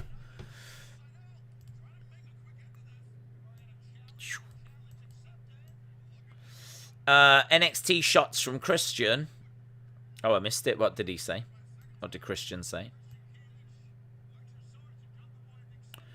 What did he say? I didn't hear it. Christian went in on Adam Cole. Rampage 2 hours this week. Miz does PG wrapped innuendos so that it can be televised. Same with how the New Day used to get cheap pops. Brony said, I always miss promos. Yeah, I missed that. I will admit I missed that. He called Cole a developmental talent. Oh, okay. Christian said Cole finally got out of developmental. I don't know is that a shot? I don't know if that's a shot. I mean, it was kind of being used more as the third brand when Cole was there. It was kind of a third brand developmental. It's a good line. I don't know. It's a good line.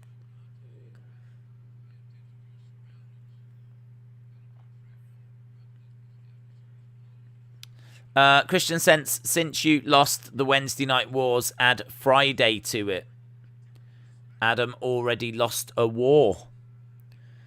They just announced that it seems a bit needless, to be honest. But then I suppose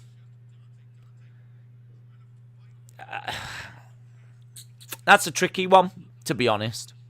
If I'm Christian and I'm in a feud with Adam Cole, how am I going to fire shots at Adam Cole? What can I say about Adam Cole?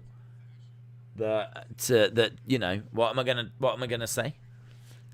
And I suppose like one of the things you would mention is that he's failed before. He was part of a brand that lost the war. And, you can point to that. You can point to the fact that he was the face of a brand that failed, or, you could kind of go down those roads. Because what else are you going to go? What else are you going to go with? I don't know. Yeah, I don't know. I'm a bit torn. I agree that I'm not someone that likes seeing shots fired, because I'm so over this AEW NXT thing. I just don't need it anymore, and that kind of stuff keeps it fueled. That kind of stuff keeps it in the conversation, so I just don't need it, don't want it. It's stupid. But then I can see the flip side of the coin of his, he needs to have a pop at Adam Cole, and what's he got? What can he use? It's kind of the big thing that he can use, isn't it, really? So tag, in comes Seidel. He could mock his Twitch gaming. That's a good point. He could go there. That's a good point. I agree. I know they don't need to take those shots, especially Christian, but it was a good one. Dave's commentary said, not only is it Dynamite Grand Slam, but there's a Rampage Grand Slam, and I think they said it'll be 2 hours. Dave, surely that was just said in kayfabe to instigate a new feud. Yeah, you know that it won't get taken that way, though. I think those things that are based on a very real AEW NXT war, certainly playing out in the fan base as well, is going to be taken, super serious as a shoot.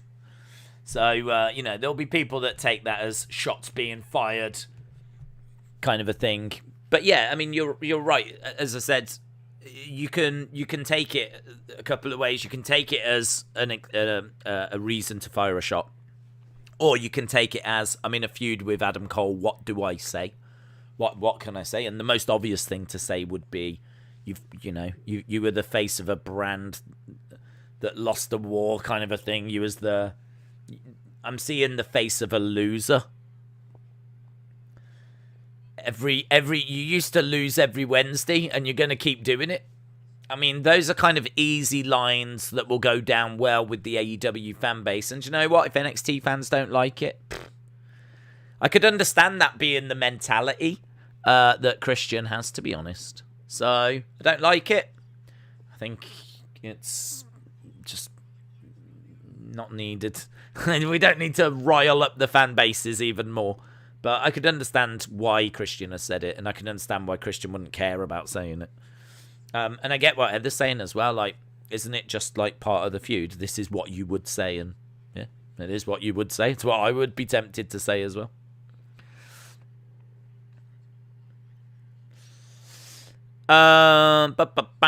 You already lost the Wednesday night war. Prepare to lose on Friday as well. I can see Grim. Oh yeah, Peter, I was meant to look out for Grim, wasn't I? Kick out by Dax. I can't see him at the moment, to be honest, but I believe that he's there. It wouldn't surprise me if he was there.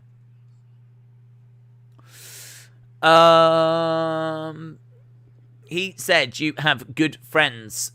Do they even drag you? They've even dragged you out of developmental.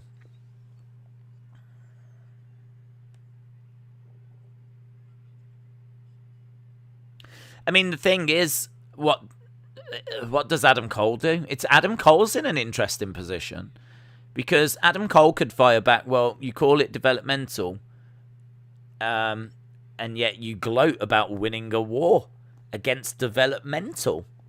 Like, do you always... But then I suppose someone like you always has to celebrate the small achievements in life. What with, playing second fiddle a lot. Like, I could imagine that Adam Cole could go that way. But then, like, by saying something like that, he's running down AEW, which isn't a problem because he is the heel, so that's not a problem. But it's a bit of a problem when his tag partners are the executive vice presidents, So it puts Adam Cole in an interesting position of, like... I wonder if he can run down AEW or not. Probably not. So he can't really respond to that. He has to respond by ignoring the NXT stuff. Puts him in an interesting predicament. He can always say you did win the Wednesday War, but that's because you've got Britt Baker. And let's not forget who she spends the most time with. You know, he could go down those kind of roads. Dante Martin is fast. What brand do you prefer, WWE or AEW? I just prefer good wrestling. I mean, I've seen really good stuff on AEW, and I've seen really good stuff in WWE. So, I mean, obviously, I've watched WWE longer. So, and there's more WWE to enjoy than there is AEW. So, there's probably over the space of the week more WWE that I would enjoy than on AEW. Although, who knows now that Rampage is up and running. But we are comparing, 3 hours of Raw, 2 hours of SmackDown, 2 hours. I mean, we are comparing 7 hours to 4. So, I do watch more WWE.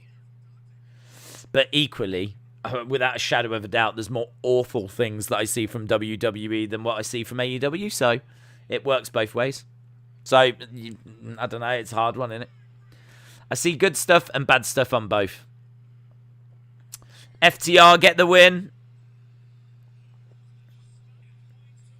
FTR get the win, and it's... Do you remember when they were saying a few weeks ago that they think they've got one more match in them and all stuff like this? It was a weird promo that they cut.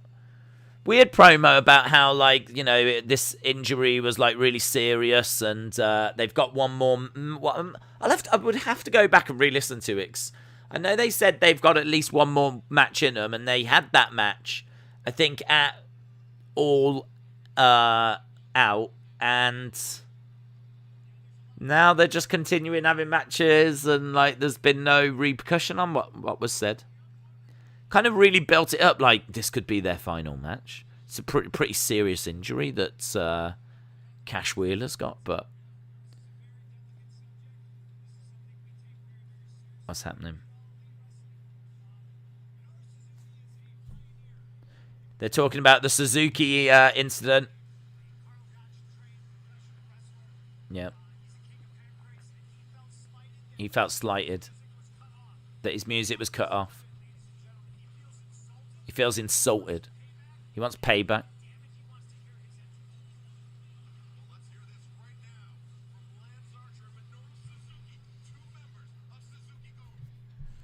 So we're here from Suzuki Goon.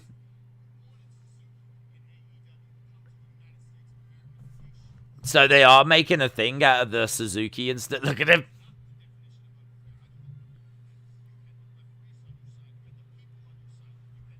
You had the referee on your side. You had the people on your side.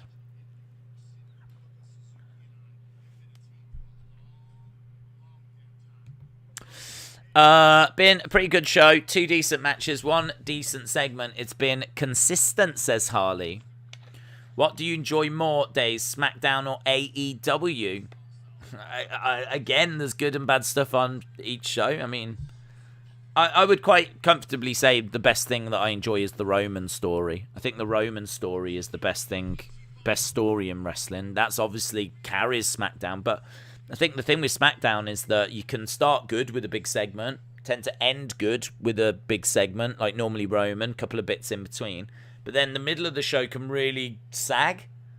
So like SmackDown can have a good start, really dip down as we build towards the main event, so... It differs week by week. AEW, you can get a bit more consistency throughout the show than what you get on SmackDown. But past couple of weeks, SmackDown have been excellent. And obviously, you know, AEW's brought in CM Punk and whatever, so you really have to take all the shows on a week by week basis. Right, we got, is this Malachi? I'm guessing it is. Malachi is here. Malachi Black Baby.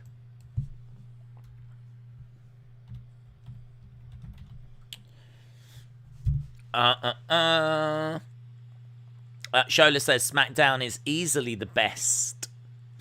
Brony said, but if you had to pick, what would you pick? But you can't answer it that way. It doesn't work that way. You can't answer it that way. Everything's got good and bad stuff. Like, my favourite match of 2020 was an AEW match.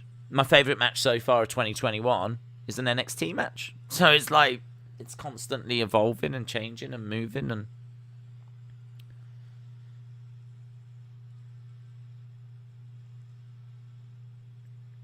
We've got Alistair.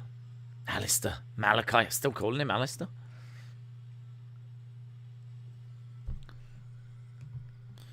I don't know who he's facing. I don't even remember him being mentioned in the preview, to be honest.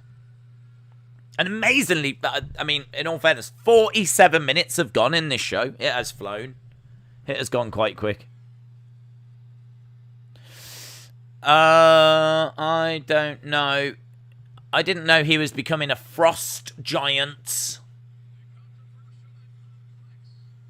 The controversial and complex Malachi Black. Perhaps he's not facing anyone. He's got some very sensible shoes on. And he's got a suit. Is this going to be a promo? Oh, it's a promo? Okay.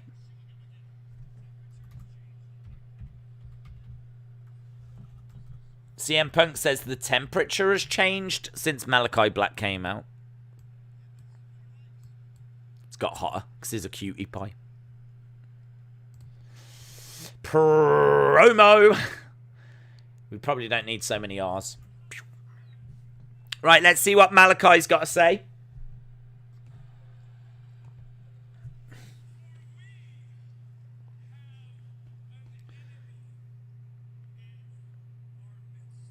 We've got an enemy in our midst.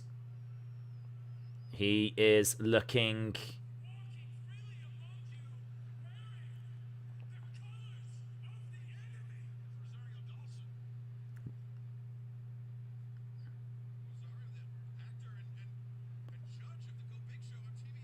I don't know who this is. She's the judge of Go Big Show. What's this? What's going on? There's an enemy amongst us. This lovely looking lady.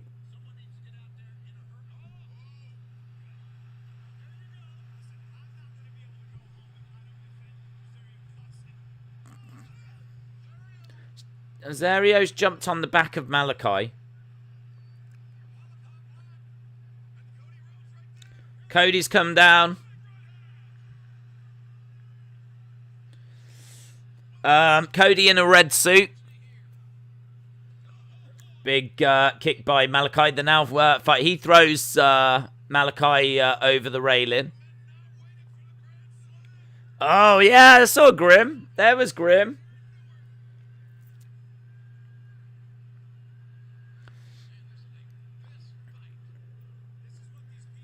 Right, they're brawling in the entranceway. They're going up the steps. Kick to the midsection. Yeah, they were right next to Grim then as they went into the crowd. Who's Azaria Dawson? What's she out of? She's in The Mandalorian. Wasn't she in Marvel Netflix shows? I don't think I've ever seen her before. Never heard of her. When they cut over to her, I was like, who the flip's that? There's an enemy amongst us. Oh, an enemy. Are they bringing someone else in? Is it someone from New Japan? Oh, no, it's a judge from the Big Show.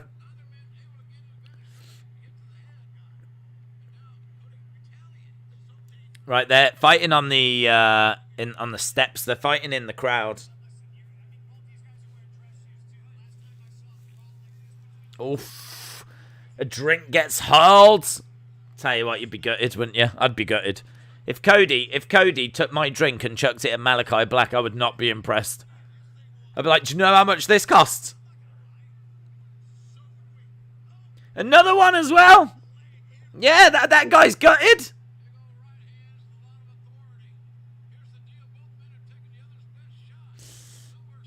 Strikes to the midsection.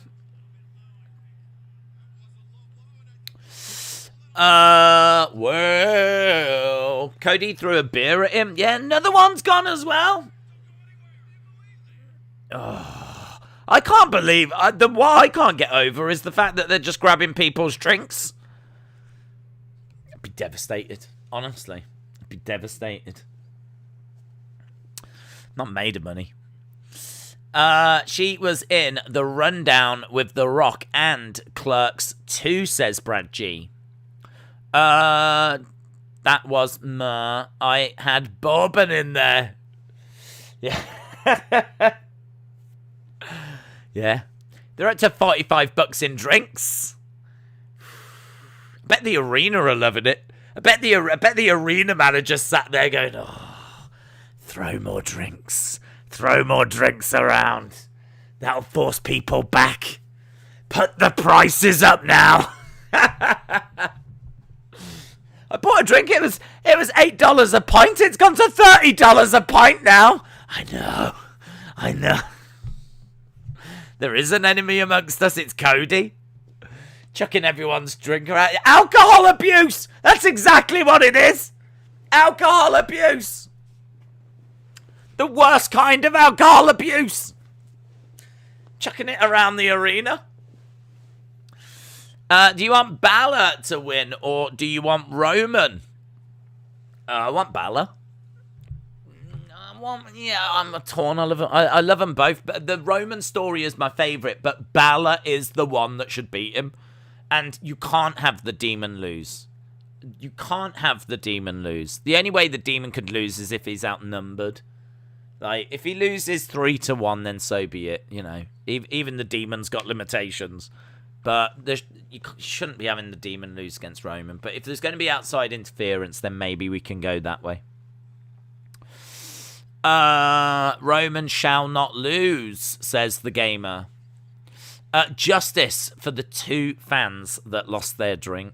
It's going to be known as the alcohol abuse incident. Like the Suzuka Incident. Gamer says, my tribal chief. Listen, I love Roman, but the tribal chief will one day fall. The tribal chief is being built up just to be brought down by someone, and that someone should be the demon. I think they call him the demon now. I think they call him the demon. Certainly that's what was on the graphic. It didn't say Demon King. It said the demon. Thoughts on Grimm throwing funny punches at Black? I didn't see. I saw him like doing like some air punch. I saw quite a few people doing that. Yeah, it was cool. I didn't see Grimm, and then they were right next to him, so that was cool. I'm surprised he didn't vlog it. I'm surprised he wasn't recording. I suppose you run the risk of having the footage taken away, though, don't you? If someone stole my drink, I would give them a slap, says Sophia.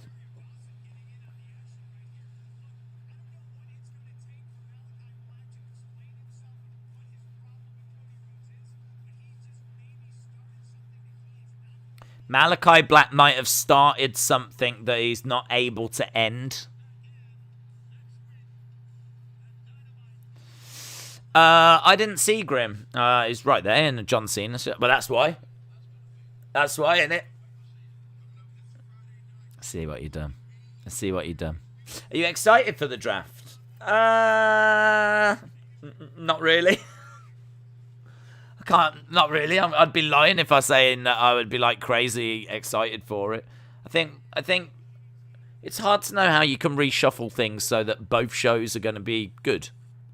My concern is that we're going to make SmackDown worse and not improve Raw. That's my concern. All right, we're seeing the bunny.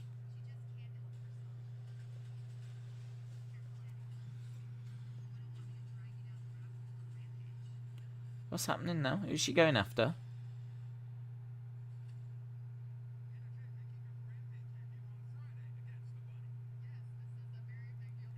Anna Jay against the bunny. We got the Dark Order. Obviously, the Dark Order had a little bit of falling out last week.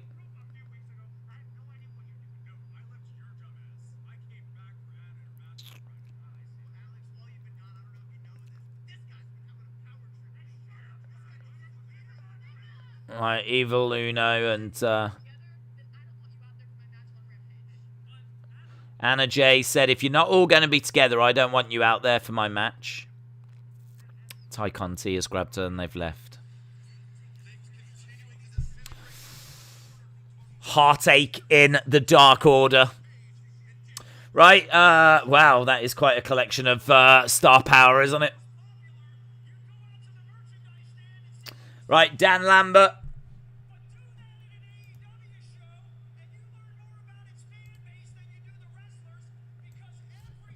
How's he got into the ring now?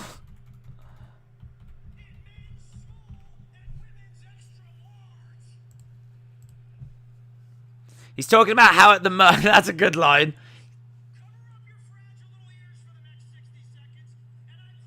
He says, if you go to the merchandise store, you see men's small and you see women's extra large.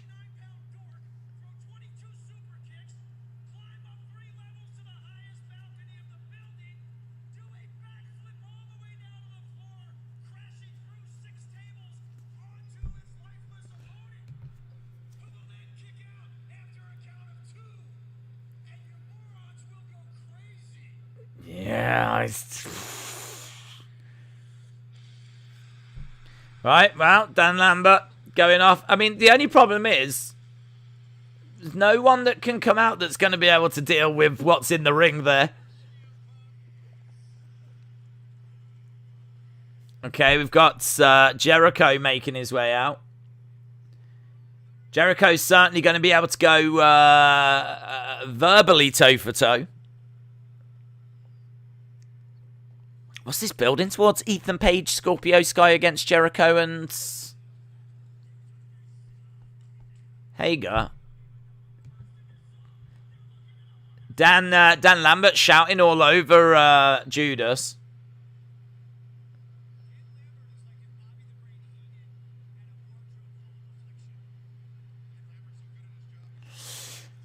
Roman is so dominant, it's hard to imagine him without a world title. The guy is gold on the mic. He's really good. He's really good. I mean, he's worked this crowd up a treat. Dan Lambert's like, these idiots don't even know the words. So, of course, they're proving now that they do know the words. Every week, there has to be a different way to force the crowd to sing Judas even louder.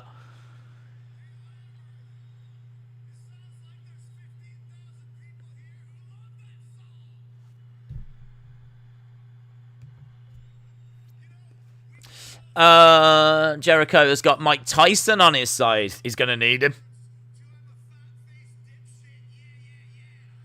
And even that wouldn't be enough. Not with what's in that ring.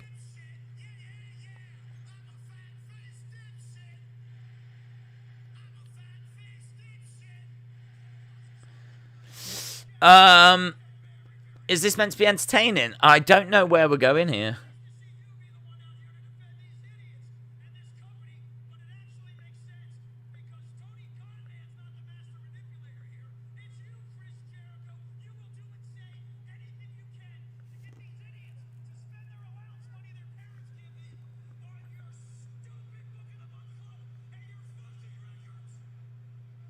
Fuzzy Records.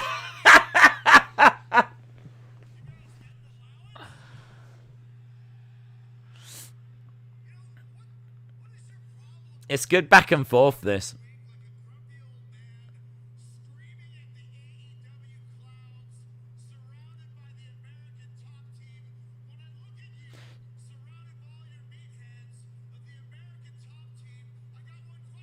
I got one question.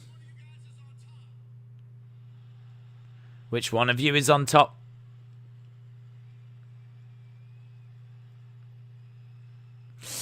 Days, Cody and Black should have a dress shoes match where the winner is the guy who can get both shoes off the other guy and then pin him. Lol.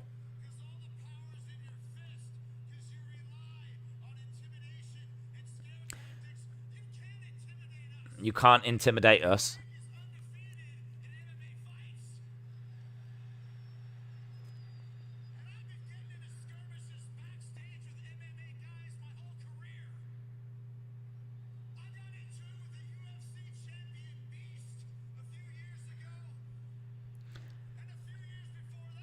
I got in, so he mentions a UFC champion beast.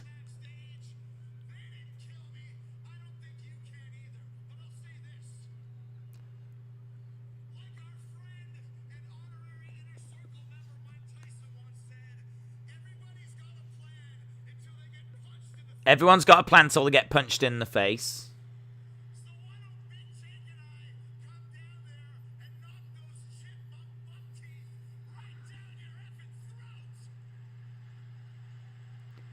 Yeah, where are we going? I really don't know where we're going.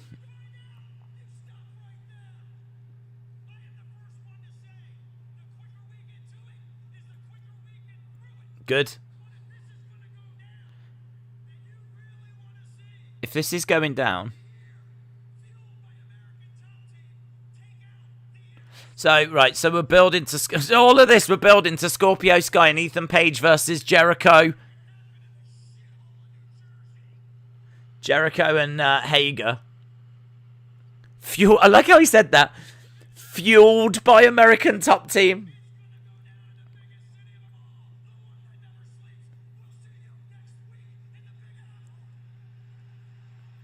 We'll see you next week in the Big Apple.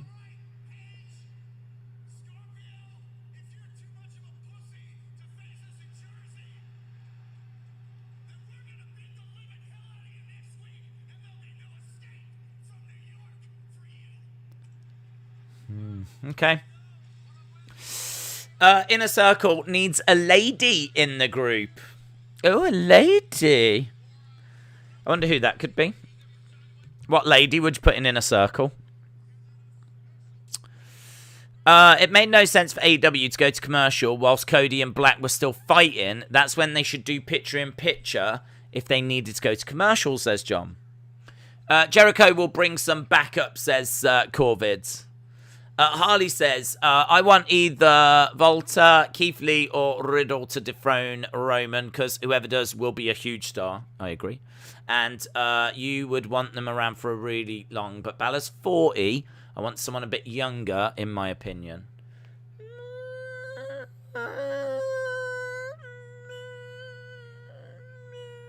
I wouldn't have that. Balor's still got a good 5 years plus. I reckon if Balor was still competing at the age of 45, 46, I wouldn't be surprised. So I think Balor's all right. Balor's all right at that age. But I can see the argument if you wanted to go for someone younger. I am very firmly of the belief that it should be a new up-and-coming star. So like whoever does beat him will be a made person. That's why I'm so against it being Cena or Brock. Don't want it to be Brock. I love Brock, but I don't want it to be Brock. I don't want Brock to get the rub of being the one to beat Roman.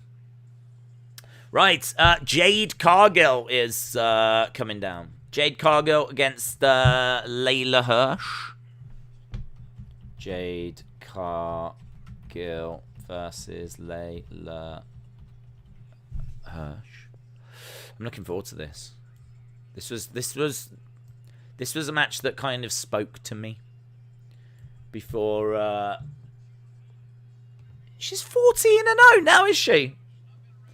Before the show began, she is. She looks amazing, doesn't she?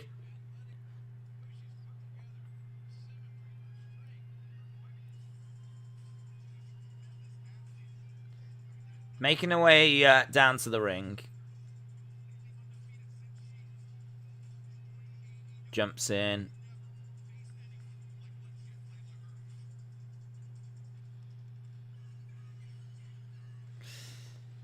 Yeah, I wish Bianca would walk down to the ring just normal as well.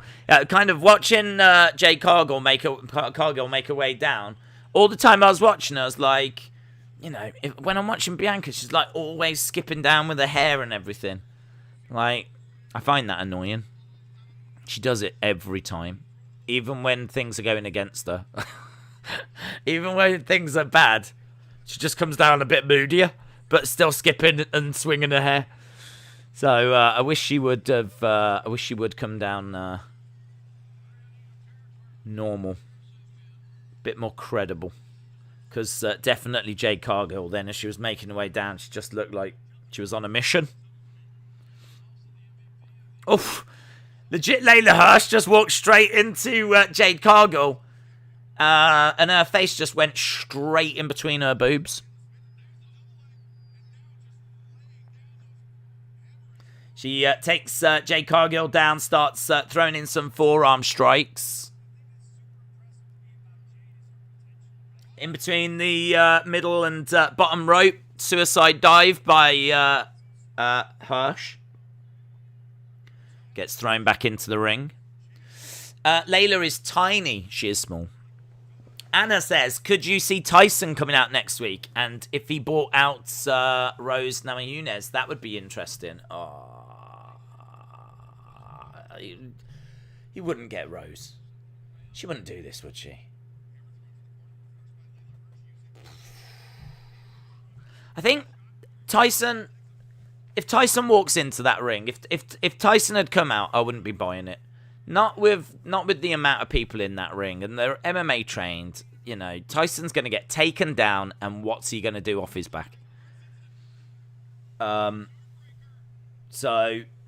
if they'd have gone that way, I would have struggled to have bought it. But if it's going to be even numbers, and it's going to be a brawl.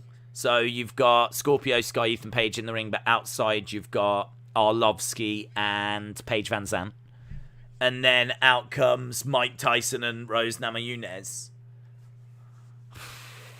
That would be amazing. That would be awesome. That would be awesome. Even if they don't go with Thug Rose, like if they just try and get someone else. Don't know who you could get. I suppose it doesn't need to really be a massive name, in all fairness. Just needs to be someone that you know is known to UFC fans. I don't know how many AEW fans know Paige Van Zandt. Nice suplex on the outside.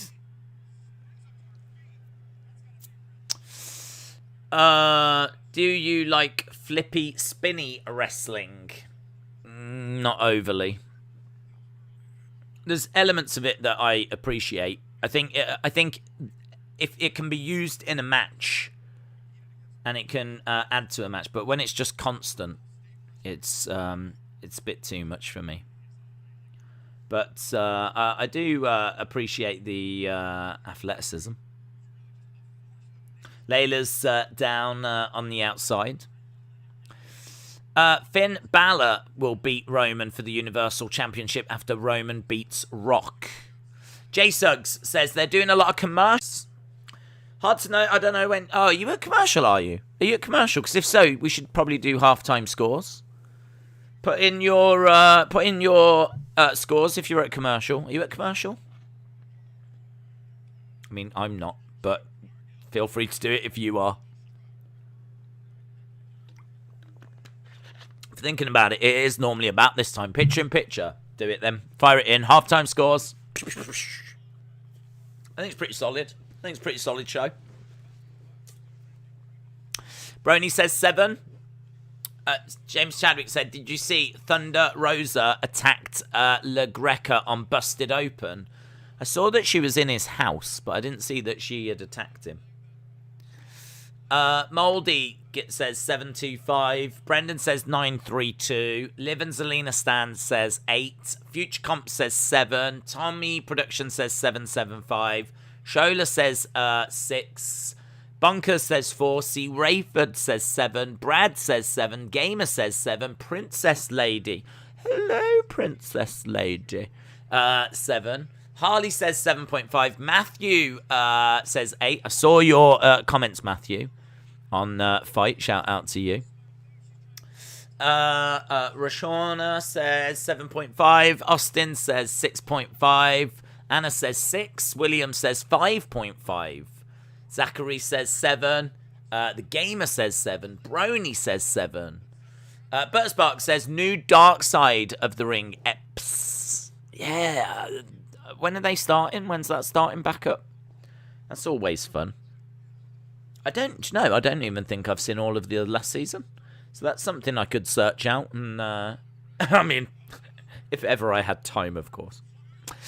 Zachary says 7. Legend Killer says 6.5. WWE Entertainment says 6. James says 7.25. Jank says 9. Austin says 6.5. Heather says, if they're gonna advertise Vice, they need to plug ML Dub. Burn It Down says 5.1. Butterspark says 7.75. Daniel says 7.5. I'm amazed at how many different people they're fitting into the first hour, whether it was a promo backstage segment or people actually wrestling. Brendan says 9. Jank says 9. Legend Killer says 6.5. Heather says put her to sleep. Are you guys back off picturing? I don't actually know when you're back, so I'm still reading these. Not knowing when you're back. I'm guessing you are, because Layla Hirsch, the match slowed down, but Layla Hirsch just missed with a moonsault. She gets booted in the face, picked up. Layla Hirsch is like, no. She knows it's the beginning of the end. Rolled over. 1, 2, 3. Ding, ding, ding. Jade Cargill.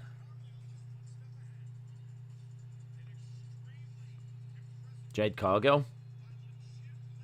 Very cool.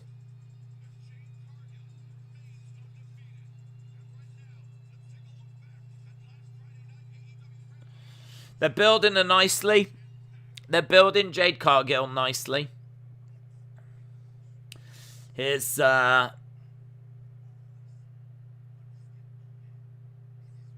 hey, Andrade. Baby, I got your money, don't you worry. Andrade. Baby, I got your money. Hey, Andrade. Baby, I got your money, don't you worry. Say hey. Baby, I got your money. Yeah, we've got Andrade. El Idolo. Saying he can beat Pac, he can beat anyone.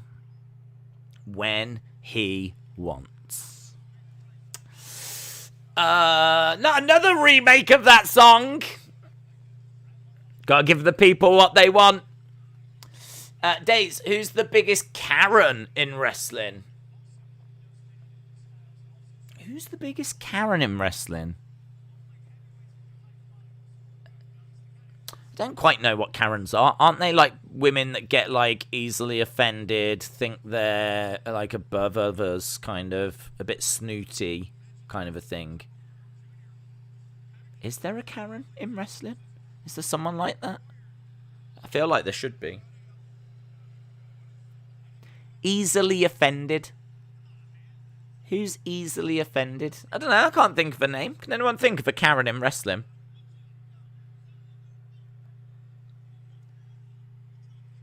Not just someone called Karen. Hey, anyway, we've got Taz getting in CM Punk's face. Bailey is the Karen of wrestling. Is she? Do you think so? Easily offended. Am I getting like the Karen definition right? Hook and CM Punk. Powerhouse Hobbs. Powerhouse Hobbs comes bowling out of the tunnel and wipes out CM Punk. Nia gets easily offended. I reckon she's a Karen in real life. Nia. I could see Nia being a bit of a Karen. I could see Nia's not a bad shout actually. I could see that. Yeah, I could see that. I could see her being a bit of a Karen. Nia. Well, they're telling him to get out. Hook! Who would ever listen to Hook? Who would ever listen to Hook? Hook telling JR and everyone to get out. Get out of here. Go back to school. And then, of course, if Powerhouse Hobbs came over, then I would move. And I'd say, sorry, sir. CM Punk planted through an announce table, which didn't seem... Did it break? It didn't break. The table didn't break. He just kind of bounced off it.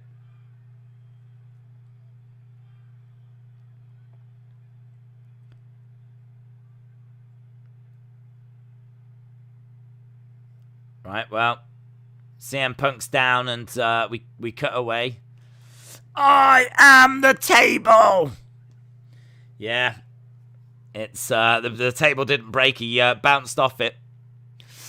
Wrestling Days is a Karen. Lol. I probably am, actually. Someone that's easily offended and thinks they're entitled to everything. Well, I can see the Bailey. I suppose in a way, everyone thinks they're entitled to everything. In wrestling, everyone thinks they're entitled to like title opportunities and everything. So easily offended and feels like they're entitled to everything. I think Nia's a really good shout. I can see Bailey. I can see it. I don't know about the easily offended thing. Don't know about that, but.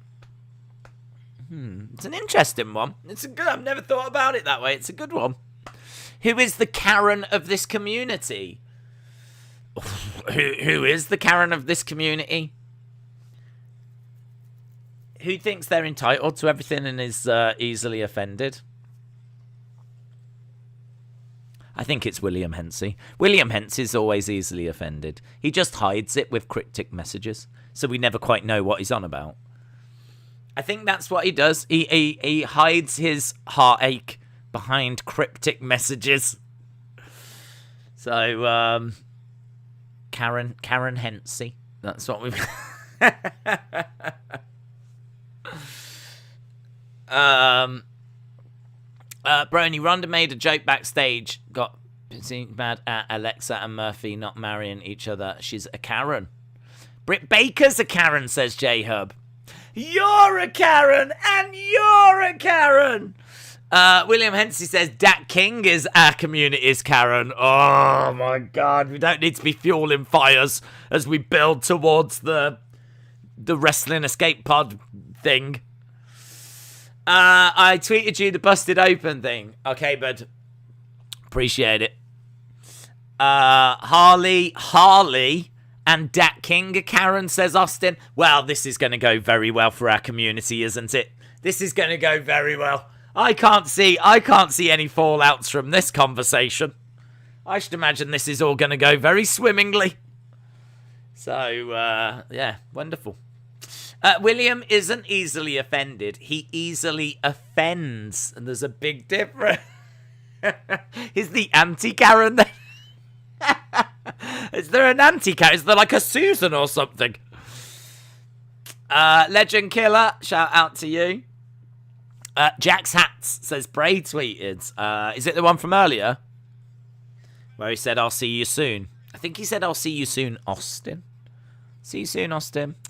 Little kissy face. Heather is a Karen, says Brony. And then he said something after, but I didn't see. I just saw Heather Wright is a Karen. And I saw Dat King get called a Karen.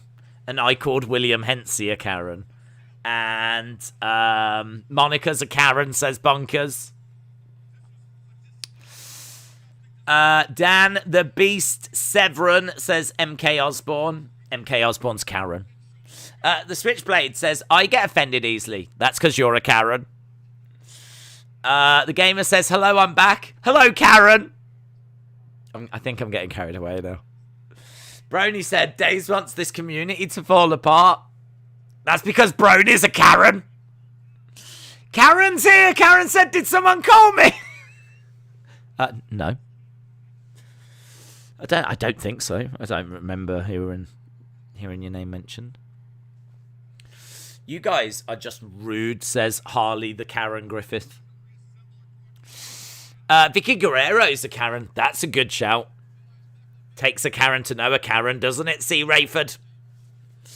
Adam says, I think Days is a Karen of the community. Yeah, Days is a Karen as well. LOL says, future Karen. Rated Karen Wrestling said it's time for our main event. Is it? Here's Sean Spears.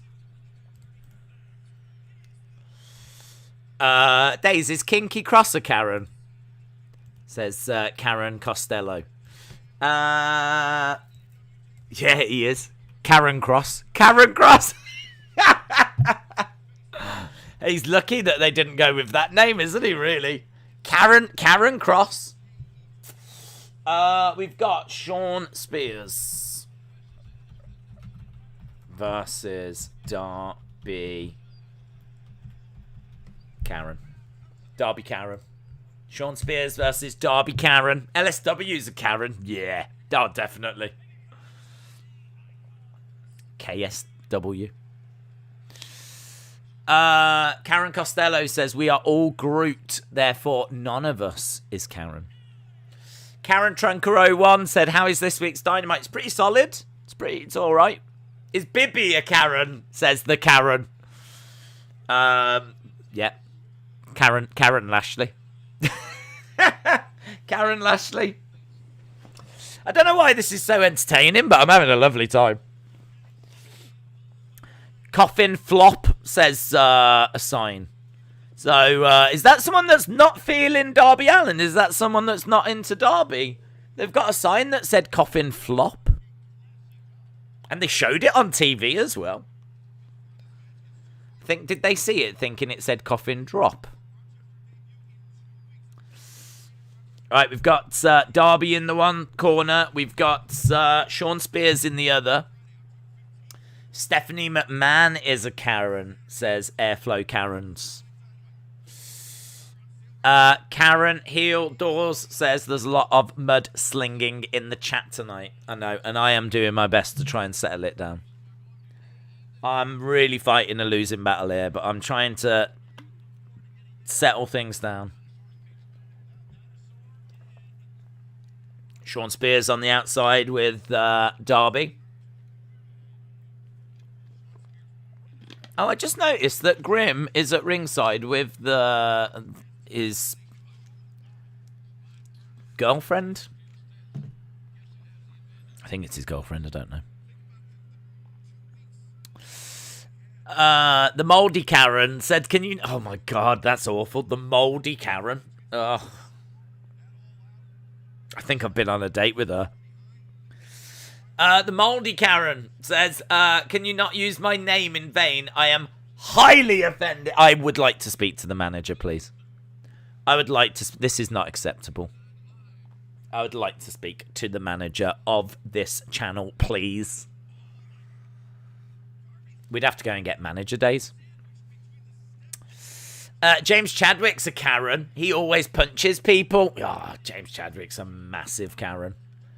Massive Karen. James Karenwick. That's what I call him. He might be the queen of the Karens.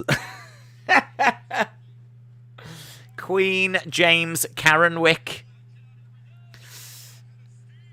Days, do you know who's a Karen? Your mom? Do you know what? She probably is. She probably is.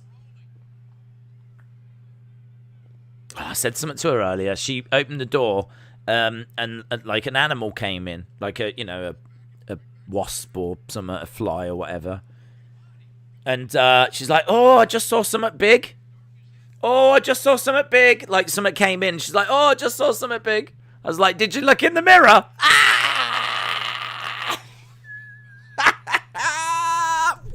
Just like that. She got offended. I've been kicked out. So yeah, she got took her a couple of minutes to calm her down after that one. Darby is having a wash, guys. Savage. I'm a savage. And a booty nasty. Oh. Sean Spears going to... He gives Darby a wash. Fun fact, Darby Allin is allergic to having a wash. He hates having a... He hates being clean. Darby gets some bottled water, cleans the face of Darby. It's the most heelish thing I've ever seen. It's horrific. If this was a pay-per-view, it'd run him a bath.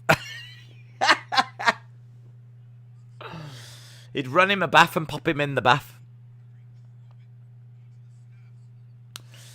Darby down. Daze's beanie is a Karen. He secretly despises Daze, but can't do anything about it. Oh, they're chanting. Chop block by Darby. Well, that was something.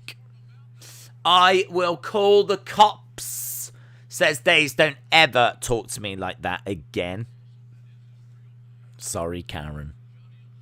The next stream will be coming live from Daze's back garden, just right of the hedge. At this rate, it'll be coming from a police cell. What with all the complaints that the local authorities are going to be receiving from all of you Karens.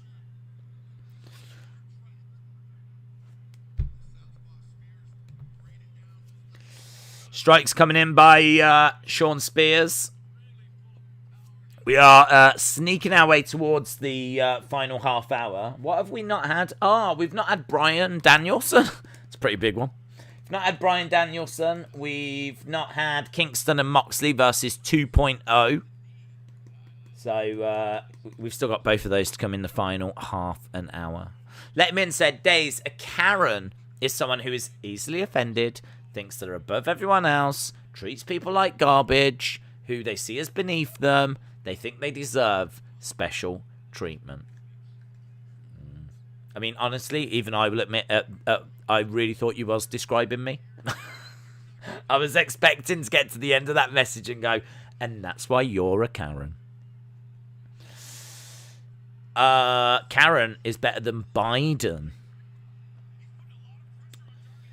Here we go. We've got Sharpshooter applied by the chairman.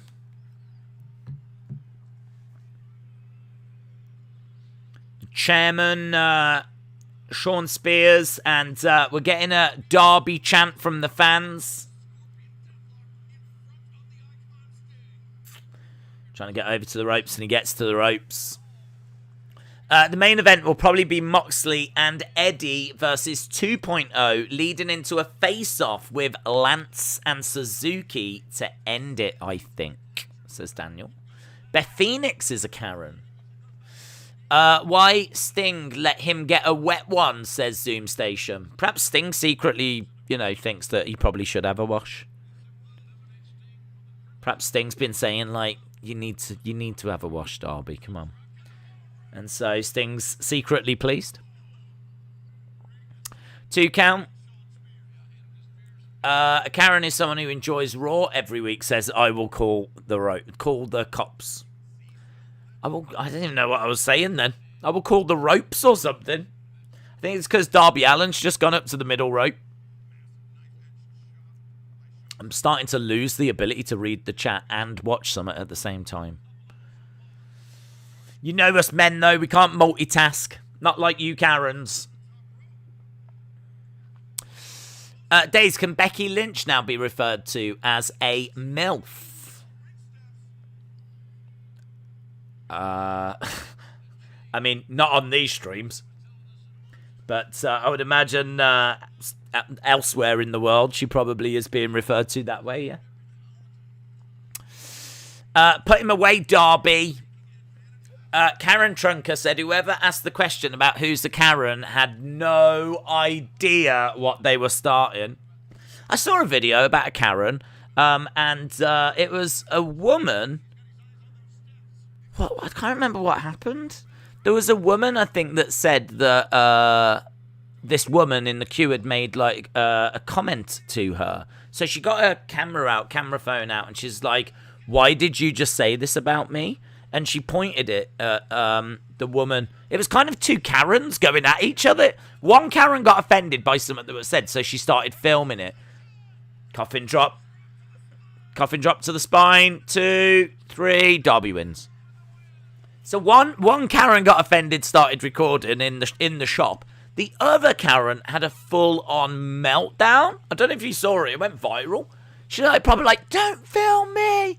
Don't film me!" Why? Started crying her eyes out and everything. "Why are you doing this? Why are you filming me? Stop it!" All this battle of the Karens. It was a Karen-off. Hopefully they book one of them for next week. I'd love Karen versus Karen in AEW at Arthur Ashe Stadium.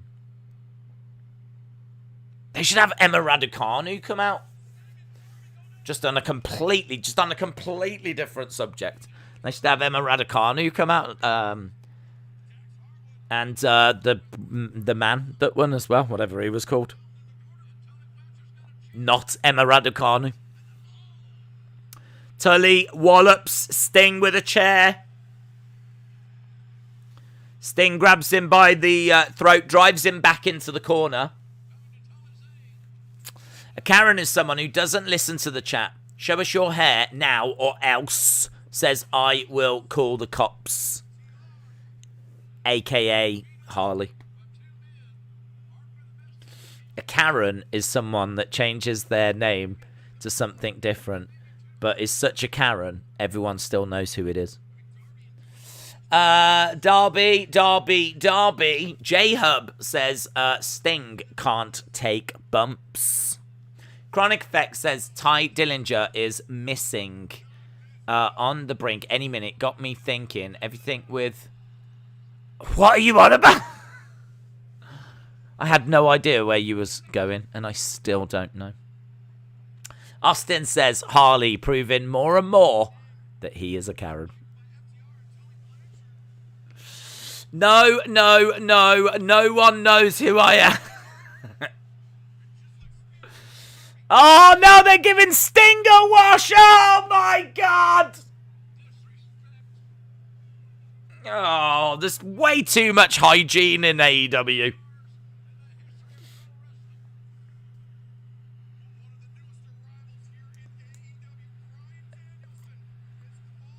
A whole chance going off. Sting face paint, I know. Right, here we go. We're building towards Bryan Danielson. Let's see what it's got to say.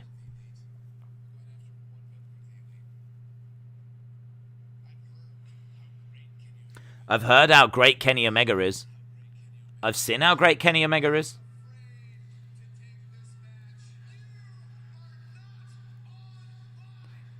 You are not on my level. Bryan Danielson says, I'm just excited to get into the ring and wrestle. It's so weird seeing him in AEW, isn't it? I find this is the weirdest ones yet, definitely. This is weirder than Moxley. The thing with Moxley is that he was quite unhappy in WWE, and you sort of knew he was unhappy, and you heard he was running his contract down. But like Daniel Bryan, Bryan Danielson, it's great being in New Jersey.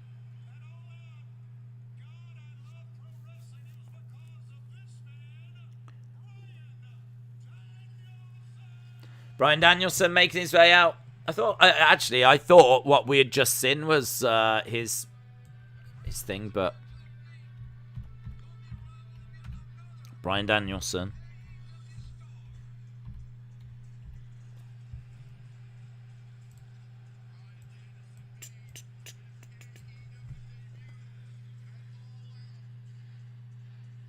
I quite like his theme music.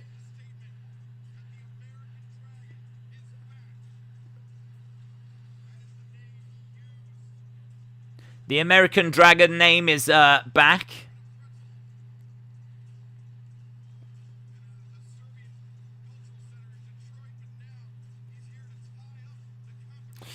It looks like he's not doing the yes thing no more. The fans are doing it.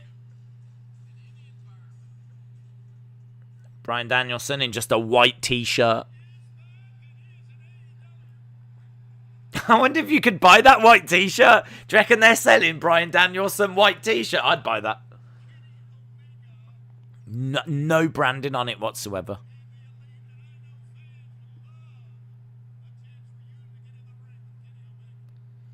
Right, let's see what he's going to say here. He says, what do you think? And as soon as he says that, here's Don Callis. He didn't even get a chance to talk. Don Callis has come out.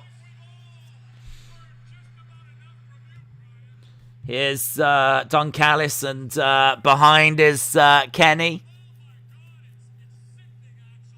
It's sickening. The hippie millionaire.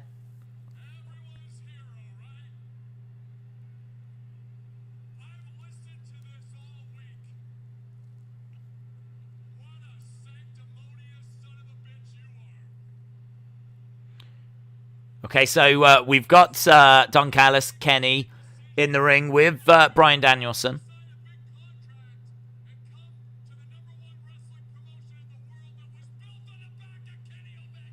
This was built on the back of Kenny Omega.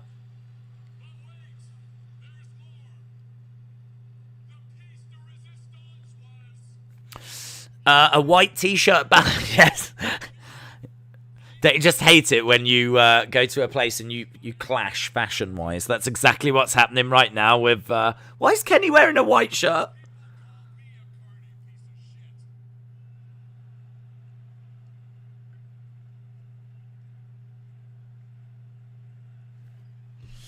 Right.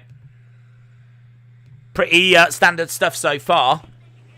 Kenny Omega borrowed from Bryan's locker room.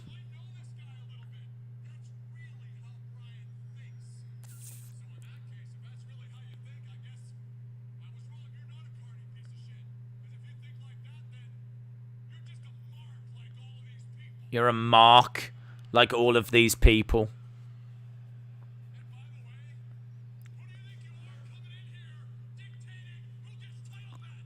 Who do you think you are coming in here dictating who gets title matches? Don Callis shouting his mouth off. Bryan Danielson telling him to shut up.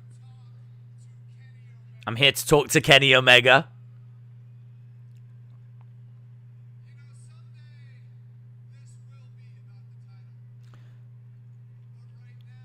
Right now.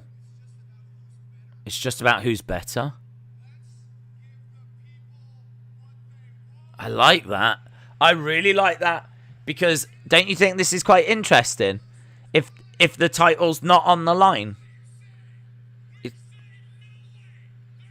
One day this will be about the title, but not now. Yeah, I'm into that. That's great. That's really good booking. That's really good booking. Take the title out of the picture. Because you might say it's too early for Daniel to be champion, but it's not too early for him to beat Kenny. Bryan can win. Kenny can say it's a fluke.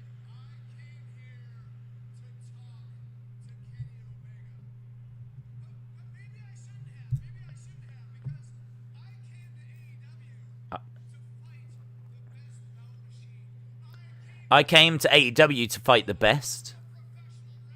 To fight the god of professional wrestling.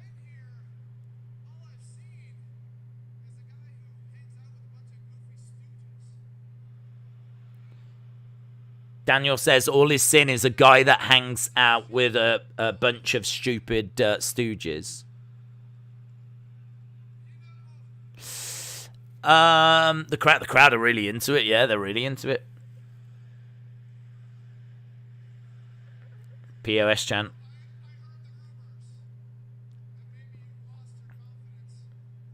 I've heard the rumors that maybe you've lost your confidence, but I don't think that's true.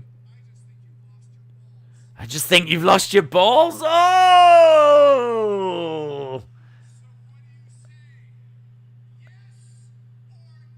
Yes or no? And the crowd chanting yes, of course. Big yes chants. Don Callis urging Kenny to say no.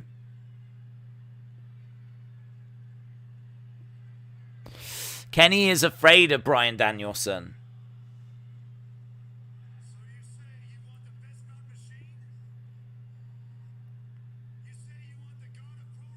You want the god of pro wrestling? answer. It's yes. It's no. Yes. Kenny says yes. Kenny says yes. Kenny Omega versus Bryan Danielson. No title on the line. Doesn't need it. It's bigger than the belt.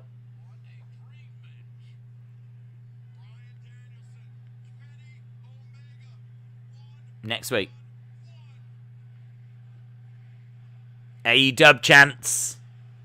Big AEW chants. Big fight feel. Huge fight feel. It's going to be a great match. I agree. Grand Slam main event right there, says Corvid. It definitely doesn't need the title. I agree. Imagine Kenny in WWE. What would have been his first rivalry? Depends what brand he would have gone on to, wouldn't it? There would have been tons of matches for him.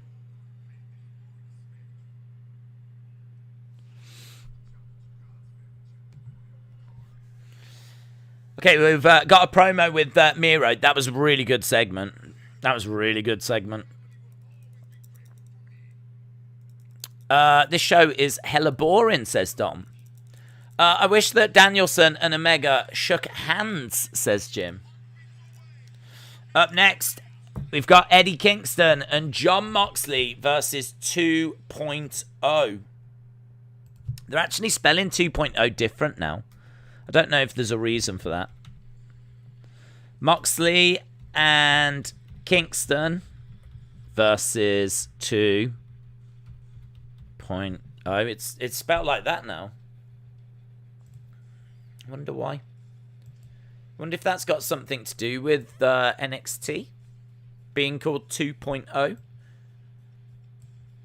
Because they never used to do it this way. It was always 2.0, but now they actually write it 2.0. Don't know. Perhaps they could trademark this. They couldn't trademark the other thing. What I hope is that they don't do is Kenny Bryan non-title on Dynamite and then Kenny Bryan title match a few weeks later, kind of like Christian and Kenny, and save it for the pay-per-view. Are you going to stay as I will call the cops? I must admit, I am reading your comment thinking, is he going to change back at all, or is he stuck like this now? Imagine if you had to be called I will call the cops for the next 3 months or something. Heather says, even if it is a bit promo heavy tonight, I'm still enjoying. James Chadwick said Dynamite has been good.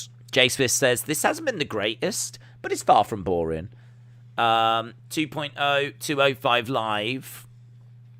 Karen316 said, so, my friend, because Karen316.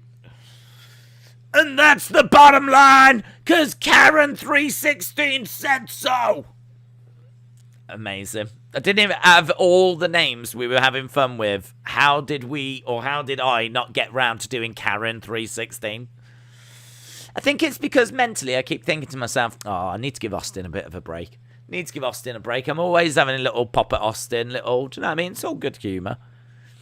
It's always just a bit of fun. But I'm like, I need to lay off. But then that means I miss golden opportunities like that. I'm the real victim here. I'm definitely the real victim. Karen316. Frank, shout out to you. Hope you are well. Justin, shout out to you. Brony says Karen316, baby. Ba-dum-bum-bum-ba-da-dum. I mean, do you know what? In that one sentence, there's a lot going on there, isn't there, if you unpack it? Karen316, baby. Who do you think is the king of pro wrestling? The king of pro wrestling. The king of pro wrestling, Ric Flair. Woo! Would you call him a king, though? He's more like the dirty old man of... the dirty old man of professional wrestling. If I was to say who is the dirty old man of professional wrestling, pretty sure straight away everyone goes Ric Flair. I don't know if King... It's Jerry Lawler. It's Jerry Lawler in it. That's the King. There's only one King. It's Jerry the King Lawler. That's the bottom line because my manager says so, said Butterspark. New Day versus Young Bucks. Who do you think would win? Depends where it's booked. If it's booked in AEW, Young Bucks. If it's booked in WWE, it'd be New Day. 4 hours! Dynamite Grand Slam. Is Dynamite Grand Slam 4 hours next week? Is it 4 hours next week? Or are they saying 2 hours for Dynamite and 2 hours for Rampage?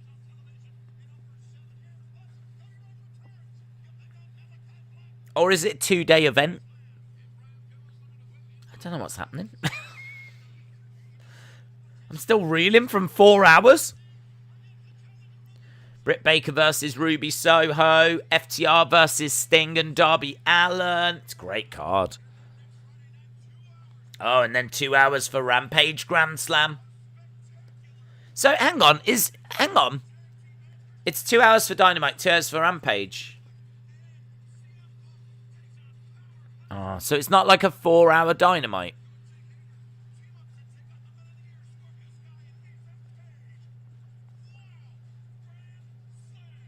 Grand Slam. Right, Moxley and Kingston versus 2.0. We've got. I'm a few minutes late with the clock. We've actually got 12 minutes. 4 hours sounds perfect. Oh, you know, Nick Khan. Nick Khan's trying to figure out who else to get fire. He's going down the list right now, and someone's got knocked on the door. They've just announced that they're doing 4 hours next week, and he's like,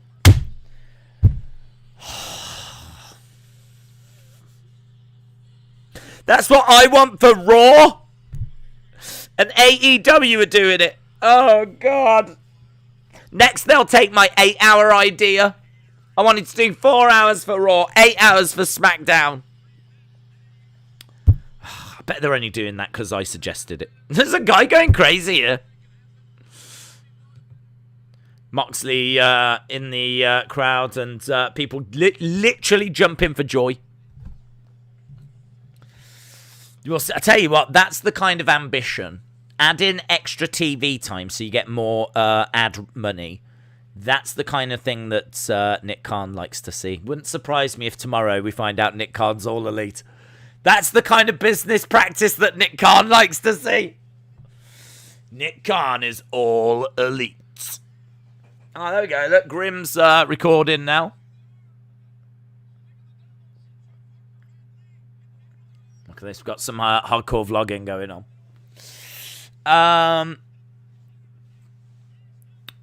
Put on your mask, Karen. Rampage won't end till 3 in the morning. 24/7 hours for Raw. Even that wouldn't be enough for Nick Khan. He'd want to find that 28th hour in the he'd want to find hour number 25. He'd want to find day number 8. He wants all the ad money. He wants to be on every station.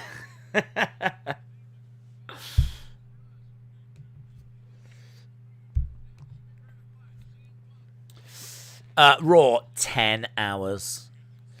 Graham just casually making a vlog. Raw needs to be endless. It does. Needs to be endless and not just feel endless. Straight to the back. Raw for 3 hours is long enough. Are they really called Matt and Jeff? I don't know their real names, but... Grabbing the hair, Moxley. We got 10 minutes to go. Walker Danger said, I just had 16 chocolate chip oatmeal cookies and a glass of milk. Frank says, 24 hours would be wild. As long as I can book a day off work, I'm down for it. You would be people complain about rematches. If Raw was 24 hours, I'm pretty sure that you would see rematches in the same show of matches you had earlier. I mean, if we would be taking rematches to a whole new level. You'd be getting them in the same broadcast. Right, we're still live on Fight. They've, I think, just cut to commercial, and Moxley gets hurled into the edge of the ring. It's quite the rise for 2.0, isn't it? It's they're on an ever rise because they were obviously in NXT. They get signed over to AEW and find themselves in the main event fighting Moxley and Kingston on Dynamite. Like, they really do see something in this team. Double axe handle.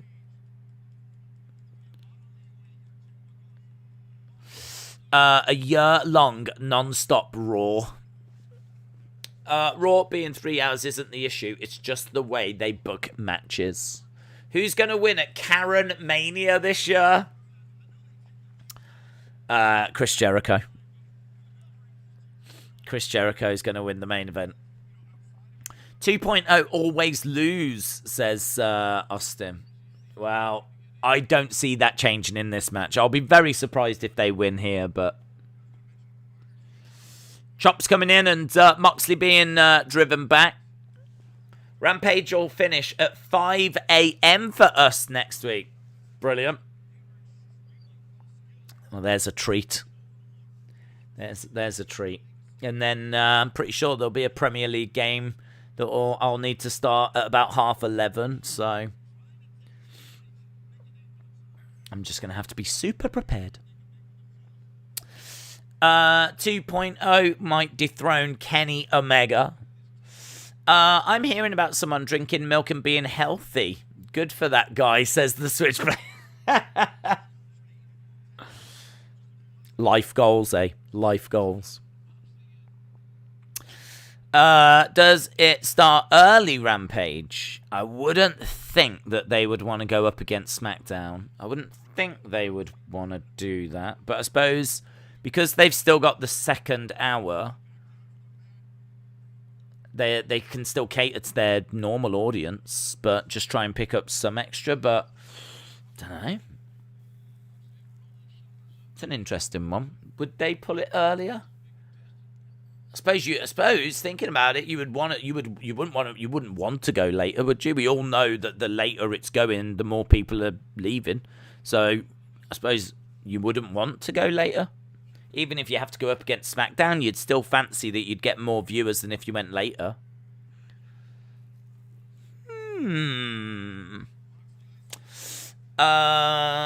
Would Raw be better if it was 2 hours? Yes.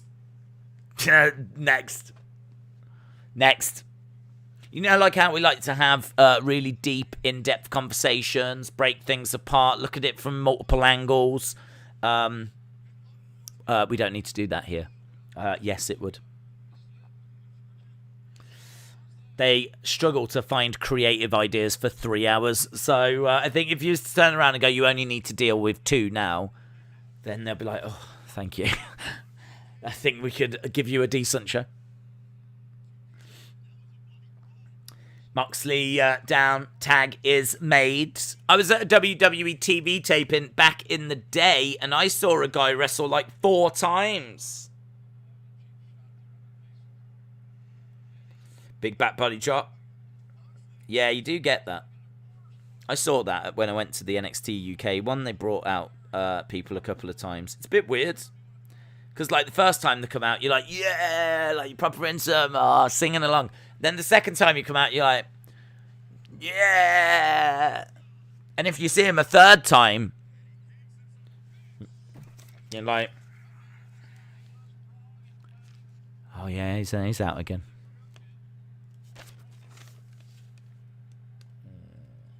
You just sort of, you know what I mean? It's diminishing returns. It's why, like, bulk TV tapings aren't brilliant.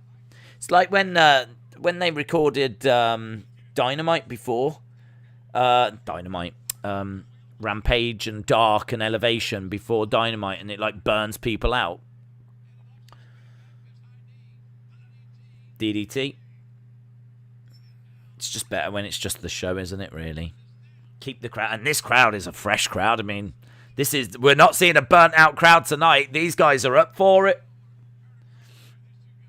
They've been a great crowd, actually. I don't think we've done enough justice for the crowd about how, like, they've been a really good, really boisterous, really vocal crowd. Lots of chanting.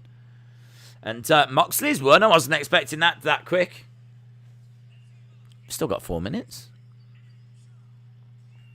Jon Moxley. SmackDown will go to 3 hours next week. That was an okay match. Are they going to bring... Is Suzuki coming out?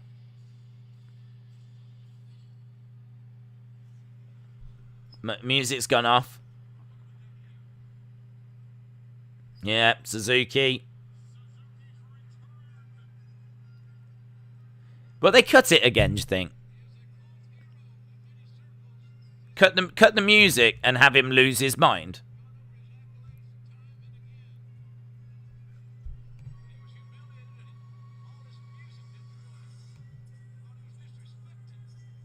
He was humiliated that all of his music didn't play, felt disrespected.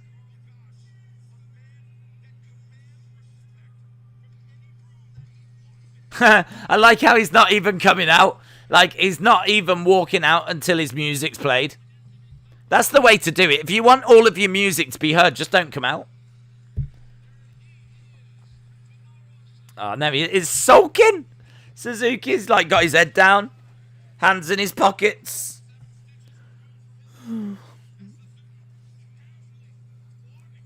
Looks like Charlie Brown.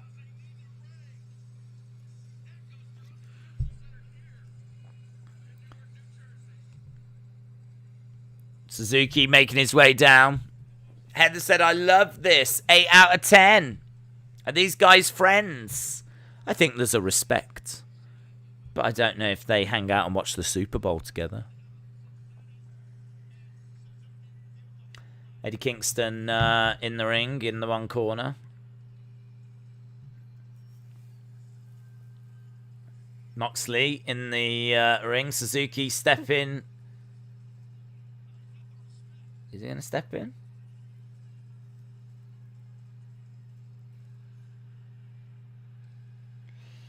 Lance Archer grabbing Kingston. Suzuki with some forearm strikes to Moxley. We've got a brawl here. We've got Kingston and Moxley fighting with Suzuki and Archer. Proper in the crowd. Kenny Omega, Bryan Danielson should have a best of 7 series, says James Chadwick. Well, if 2 wrestlers were going to do something like that, then I'd be all right with it being them 2. Suzuki getting brought over to the timekeepers area. Are they overrunning here? I don't know what's happening. My score is an 8 now, says Jay Swiss. Right, we've got Moxley and Suzuki exchanging blows on the timekeeper's table.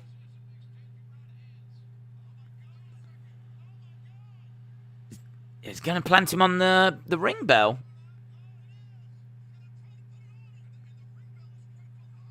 Yeah, he didn't. And Moxley grabs the hammer. Smacks it into the side of the head of Suzuki. Grabs Suzuki and drags him over to the railing. Starts throwing in some strikes. There's the Dusty Rhodes guy.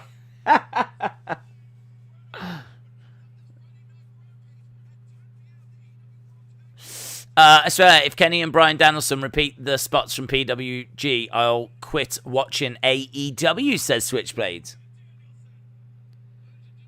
I think we're done. They're kind of saying, like, as they're fighting in the crowd, they're like, we'll see you at Rampage.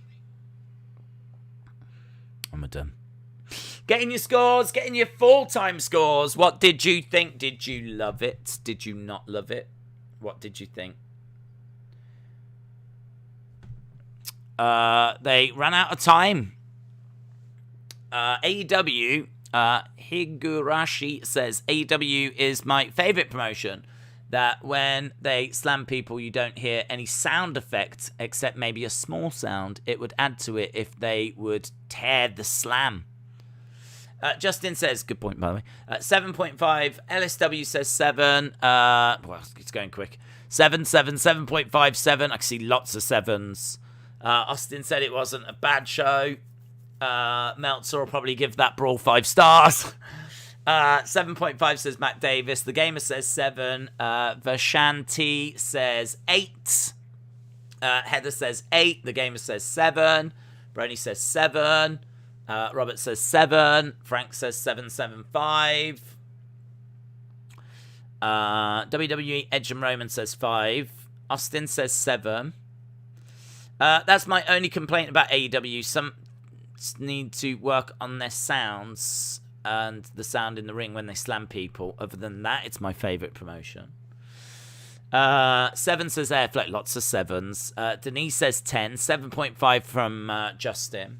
Shola said 6. Not terrible, but the worst AEW show that I've seen so far. 6.75, 7.5, 7. 8.5 out of 10. I can't wait for Grand Slam. 7.25, 7. 7. 8.5 says Daniel. 7.5 says Yashfir. Legend Killer says 7. Salvador says 8. Nelson says 4. Zoom Station says 8. I think it's a little tricky one to score. I'm going to go.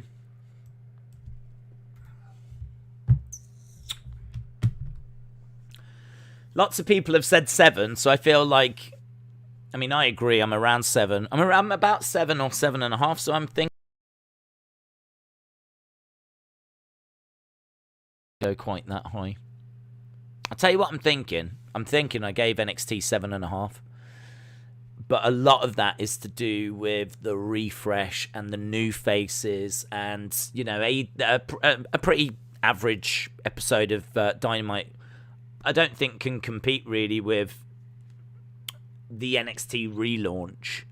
So I don't mind it being a little bit below, but I don't think it deserves to be that far below. Like, I certainly don't think we're down in the 6s for this show. So I don't know if it's a 7 or a 7.25. I don't think it really matters. I'll go 7.25. I'll say that it's just a whisper behind NXT this week, but a good chunk of that NXT score was as a result of the refresh, the set-in, which won't be a factor going forward. So, I'm going to give it an 8.5, says Matthew.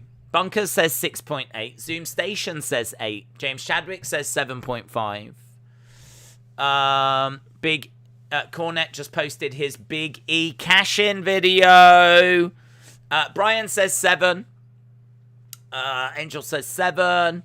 Is the show done? The show's done. It's done. That's it. Did anyone else see the Dragon Sleeper that Hook put on CM Punk? I didn't. Austin says 7.25 as well. Amazing. That was levels above last night, and I'm not being biased, says Erectile Dysfunction. Franchise says 7. Dylan says 7.25. I Will Call the Cops says 7.5. Daniel said the crowd was amazing. Next week crowd is going to be amazing, with it being AEW's biggest attendance yet. Shout out to Anthony. J Swiss says, a careless whisper. I'm never going to wrestle again. I'm never going to wrestle again. Always thinking the same. Yeah. It's just amazing how we're so in tune. Just so in tune.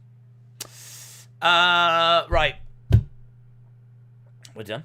That's it. There's not really anything more to be said. I think we've said everything that needs to be said. Not bad, but sets up a big week for next week. I mean, AEW next week is going to be huge. One of their biggest ever shows next week. I am so excited for Bryan Danielson against Kenny Omega, and I'm so pleased that the title is not involved. I think that was a really good move.